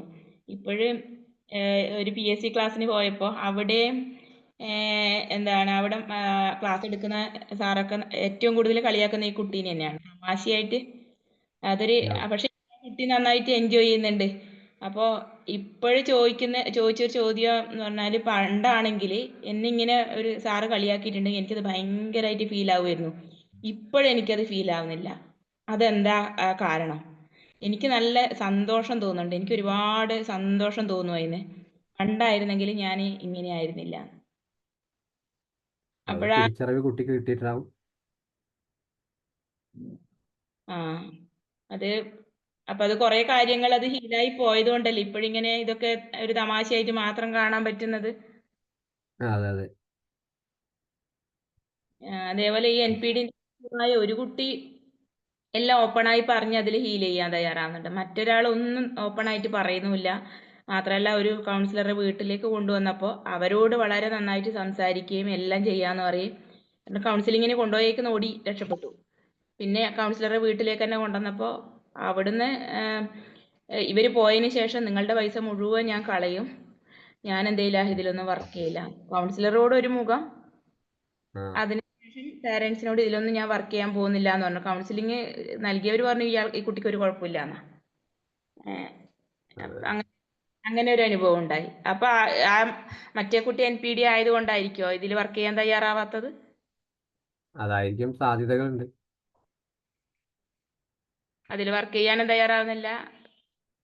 അല്ലെങ്കിൽ പിന്നെ ഇവര് തമ്മിൽ എന്തെങ്കിലും ഇമോഷൻസ്, ആ ബോണ്ടിങ് ചിലപ്പോൾ എന്തെങ്കിലും തകർന്നു പോകുന്നു വിചാരിച്ചിട്ടായിരിക്കും അങ്ങനെ ഉണ്ടാവും. ഒരു കുട്ടി ഒന്നും പൂർണ്ണമായിട്ട് പറയാത്തത്.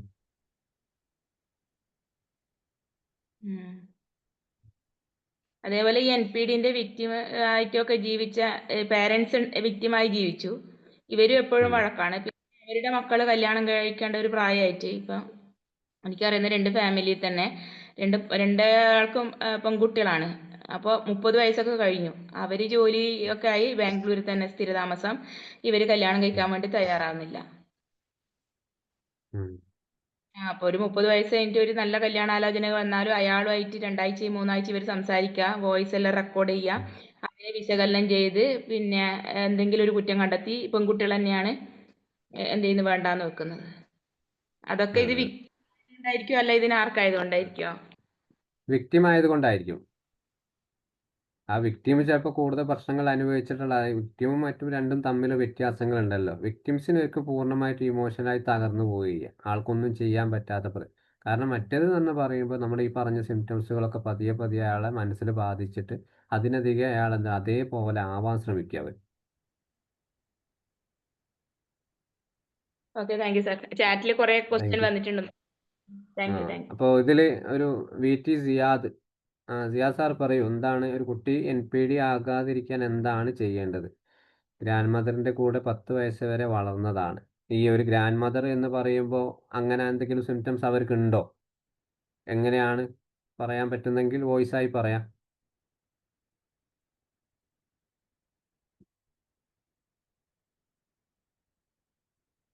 അപ്പോൾ ആ കുട്ടിക്ക് അങ്ങനത്തെ എന്തെങ്കിലും സിംറ്റംസുകൾ ഉണ്ടോ എന്ന് അത് അറിയാൻ വേണ്ടി ചോദിച്ചതാണ്. അങ്ങനത്തെ ഉള്ള ആളുകൾക്ക് എന്താണ്, നമുക്കെന്താണ് നിബന്ധനകളില്ലാതെ അവരെ സ്നേഹിക്കുക എന്നുള്ളതാണ്. നിബന്ധനയ്ക്ക് മീൻസ് എന്താണ്, അവരോട് പറയുക, ആ കുട്ടികളോട് നമുക്ക് പറഞ്ഞു കൊടുക്കാൻ പറ്റും, നിങ്ങൾക്ക് ഇങ്ങനെ ഒരാൾ സ്നേഹിച്ചാൽ മാത്രമേ എന്താണ് നിങ്ങൾക്ക് അങ്ങനെ സ്നേഹിക്കാൻ പറ്റൂ, അല്ലെങ്കിൽ നിങ്ങൾ നല്ലോണം പെരുമാറിയാൽ മാത്രമേ നിങ്ങൾക്കും പെരുമാറാൻ പറ്റൂ. അങ്ങനെയല്ല, സാഹചര്യങ്ങൾക്ക് എന്താണ് അവരോട് പെരുമാറാൻ നമ്മൾ പഠിപ്പിക്കണം. കാരണം ഒരുപാട് ചില സമയത്ത് അവർക്ക് ഇമോഷൻസ് ആയാലും അവരുടെ എന്താണ് ഭാവനകളും ഒരുപാട് ഒരേപോലെ ആയിരിക്കാൻ സാധ്യതകളുണ്ട് ഇങ്ങനത്തെ ആളുകളിൽ. കാരണം ഒരു ഒറ്റപ്പെട്ടുള്ള ജീവിതമൊക്കെ ആയിരിക്കും. ഗ്രാൻഡ് മദർ ഇവിടെ താമസിക്കുക എന്ന് പറയുമ്പോൾ ഇപ്പോൾ വേറെ ഒരാളെ സപ്പോർട്ടും കാര്യങ്ങളും ഉണ്ടാവാൻ സാധ്യതയില്ല. അപ്പോൾ ആളെന്ത് ചെയ്യും, ഒരു 7-8 വയസ്സ് തന്നെ വളരെ അഗ്രസീവ് ആയിട്ടുള്ള പ്രവർത്തനമായിരിക്കും. ADHD ഒക്കെ പറയില്ല, നമുക്ക് വിചാരിക്കും ഇങ്ങനത്തെ കുട്ടികളെ കണ്ടാൽ ADHD ആയിരിക്കും, പഠനത്തിൽ വളരെ മോശമായിരിക്കും, പിന്നെ സ്കൂളിലൊന്നും പോകാനുള്ള കാരണം ഒരാളും കൺട്രോൾ ചെയ്യാനില്ല എന്നുള്ളത് കൊണ്ട് ആ കുട്ടി അങ്ങനെ വളർന്നു വന്നതായിരിക്കും. പക്ഷെ അങ്ങനത്തെ കുട്ടികളെ നമുക്ക് വേണ്ടി അവരെ സ്നേഹിക്കുക എന്നുള്ളത്, അവരെ സ്നേഹം എന്താണ് പഠിപ്പിക്കുക, അവർക്ക് നല്ലൊരു ലവ് ആൻഡ് സപ്പോർട്ട് അനീഷ് പറഞ്ഞതുപോലെ ലവ് ആൻഡ് സപ്പോർട്ട് കൊടുക്കുക എന്നുള്ളതാണ് അവർക്ക് പ്രധാനമായിട്ട് നമുക്ക് ചെയ്യുന്നത്. പിന്നെ ഇൻ്റർവെൻഷൻ എന്താണ്, അവർക്ക് എന്താണ് ഒരു ആരോഗ്യപരമായിട്ടുള്ള പിന്നെ ബൗണ്ടറീസ്. അവർക്ക് ചില ആളുകളോട് സ്നേഹം ഉണ്ടാവാം, ചില ആളുകൾക്ക് ചിലപ്പോൾ ഗ്രാൻഡ് മദർ ആയിരിക്കും, ചിലപ്പോൾ എല്ലാവരും. അപ്പോൾ അവരെ നിലവിൽ അവരെ കുടുംബത്തിൽ ആരുള്ള അവരൊക്കെ ആയിട്ട് കണക്ട് ചെയ്ത് കൊടുക്കുക.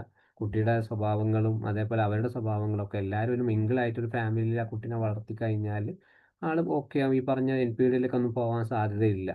പിന്നെ കുട്ടി എന്തെങ്കിലും തെറ്റുകൾ കണ്ടിച്ചാൽ അതൊരു പാഠമായിട്ട്, തെറ്റുകൾ ഇങ്ങനെ നിരന്തരമായിട്ട് പിന്നെ കാണിക്കുകയാണെങ്കിൽ അതിൻ്റെ ചൂണ്ടിക്കാണിക്കുക, അത് നിന്റെ തെറ്റാണ്, ഇത് ചെയ്യാൻ പാടില്ല, ചെയ്ത് കഴിഞ്ഞാൽ ഇതൊക്കെയാണ് മോശമായിട്ടുള്ള അവസ്ഥ എന്ന് കുട്ടിയെ ചൂണ്ടിക്കാണിക്കുക തന്നെ വേണം.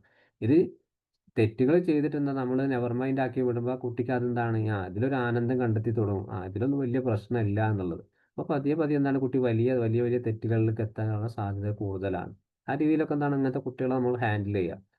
പിന്നെ ഇങ്ങനത്തെ കുട്ടികൾക്ക് നമുക്ക് ആവശ്യമുണ്ടെങ്കിൽ മാത്രം, പ്രത്യേകിച്ച് ഈ ഒരു കേസിൽ കേട്ടോ, ഞാൻ ആവശ്യമുണ്ടെങ്കിൽ മാത്രം എന്താണ് കൗൺസിലിംഗ് കൊടുത്താൽ മതി. നമുക്ക് ഫാമിലി തന്നെ ഒരു ചുറ്റുപാട് തന്നെ ഇങ്ങനത്തെ കുട്ടികളെ നന്നാക്കി എടുക്കാൻ പറ്റും. ഇവർക്ക് കൗൺസിലിങ്ങോ സൈക്കോ തെറാപ്പിയോ അതൊന്നും വേണം നിർബന്ധമൊന്നുമില്ല.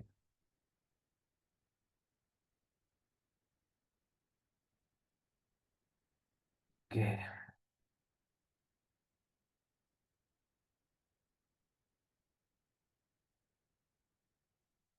ഓക്കെ. ഇനി എന്തെങ്കിലും ചോദിക്കാനുണ്ടോ?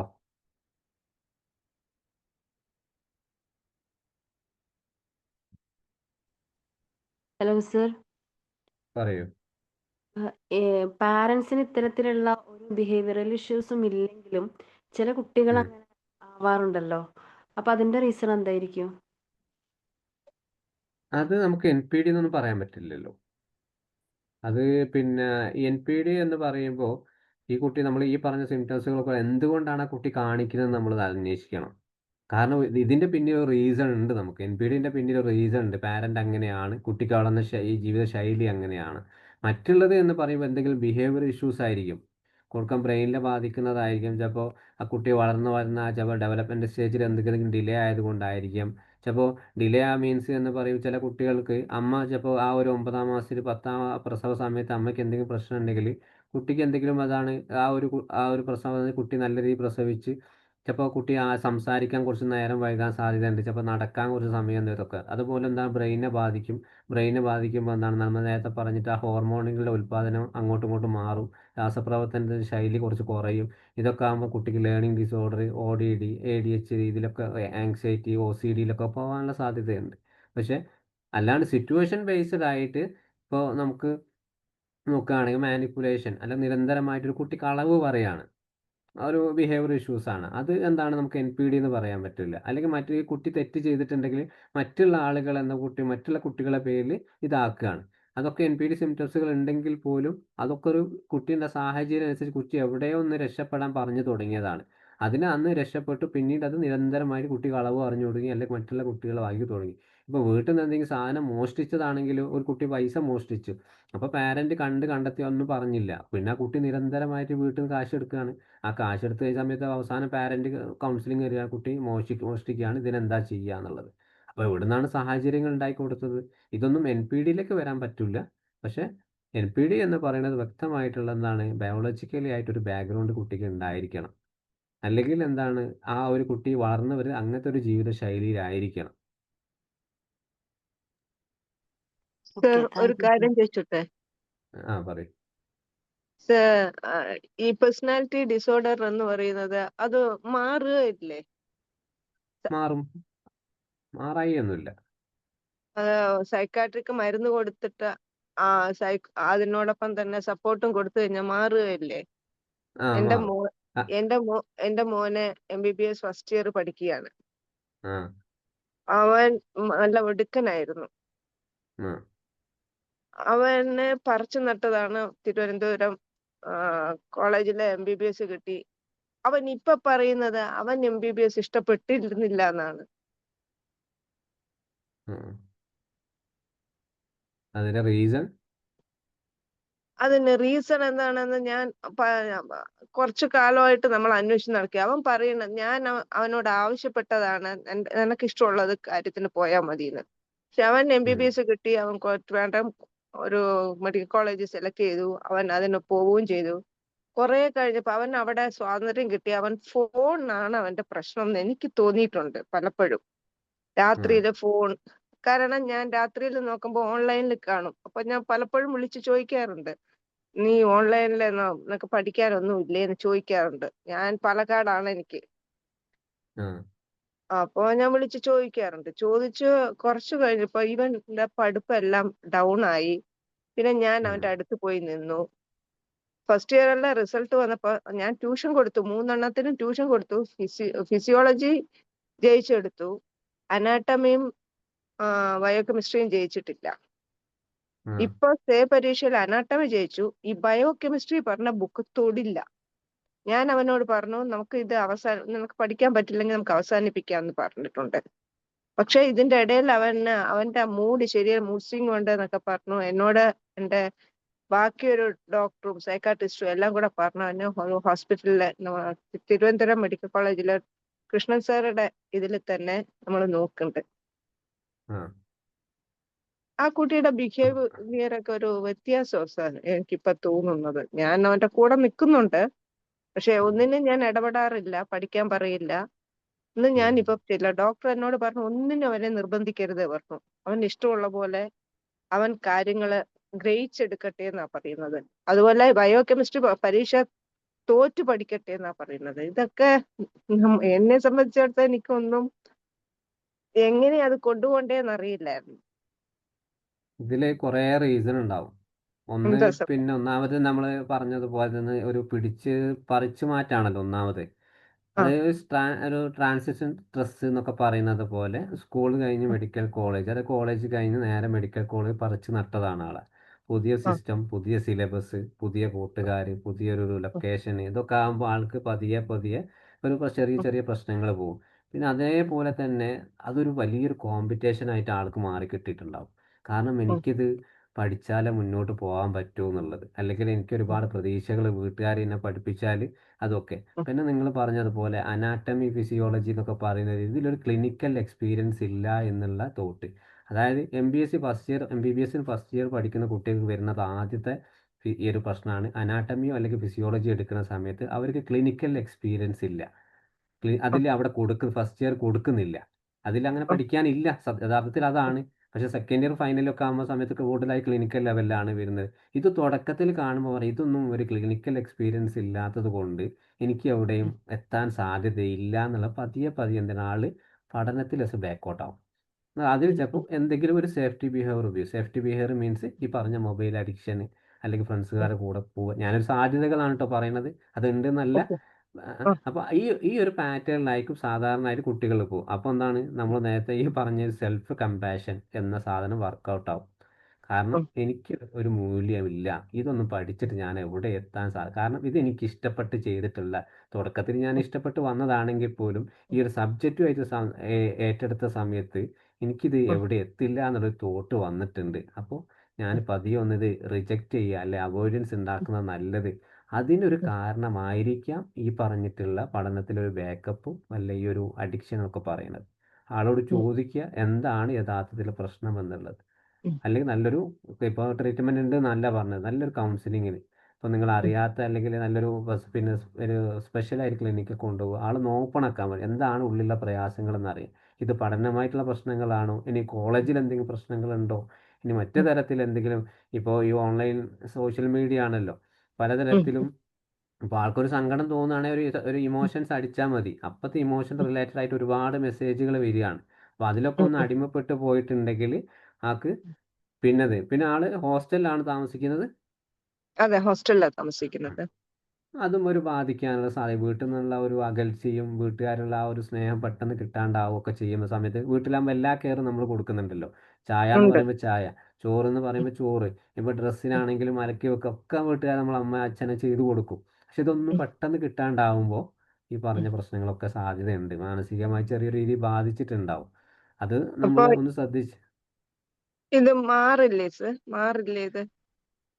അപ്പോൾ ഇവിടെ നമ്മൾ എങ്ങനെ ഇതിന് മാറ്റാം എന്നുള്ളത്, ആ, ഇതൊരു അവനെ തന്നെ സ്വയം ഇപ്പോൾ ഒരു ഡോക്ടറായിട്ട് കാണാൻ പറയാം. ഞാൻ ആ, ജസ്റ്റ് എൻ്റെ ഒരു ഐഡിയാസ് പറയാം.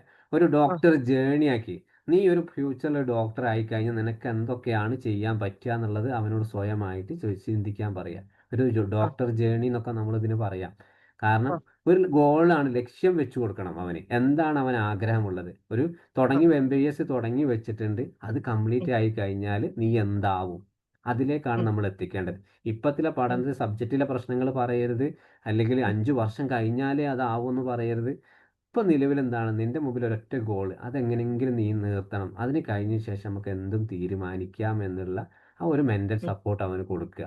പിന്നെ ഉം, അതേപോലെ ഏതാണ് ഈ പറഞ്ഞ ഏതെങ്കിലും അനാട്ടമിയോ ഫിസിയോളജി ഏതാണ് വിഷയമുള്ളത്, അതിന് നിങ്ങൾ പറഞ്ഞ ട്യൂഷന് പോലെ നല്ലൊരു മനസ്സിലാകുന്ന ഭാഷ എടുത്തു കൊടുക്കാൻ പറ്റുന്ന ആളുകൾ. അപ്പോൾ നമ്മൾക്ക് മലയാളികളായതുകൊണ്ട് മലയാളത്തിൽ തന്നെ അവന് മനസ്സിലാവുന്ന ആളുകൾ ട്യൂഷൻ കൊടുക്കുന്ന ആളുകളെ ഏൽപ്പിക്കുക.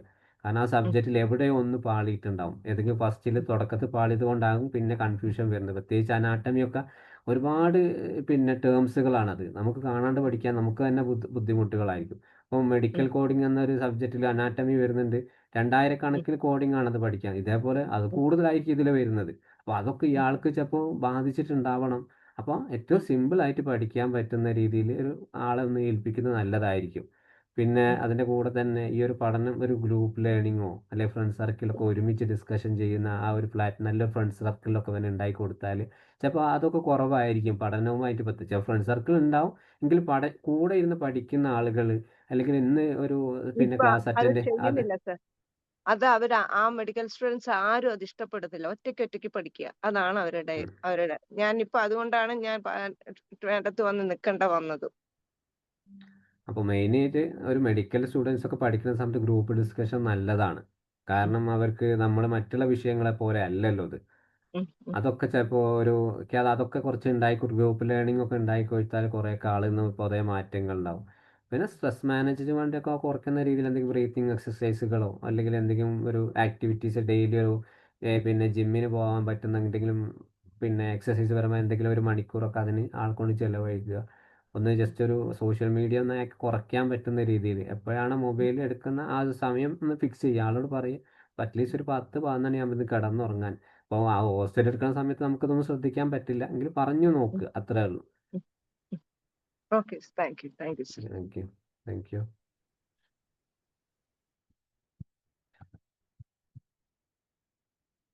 ഓക്കെ, അപ്പോൾ നമുക്ക് വൈൻഡപ്പ് ചെയ്യാമെന്ന് വിചാരിക്കുന്നു. എല്ലാവരും ഓക്കെ അല്ലേ? Okay sir, thank you. Okay, thank U. നമുക്ക് അടുത്ത ആഴ്ച കാണാം പുതിയൊരു ടോപ്പിക്കുമായിട്ട്.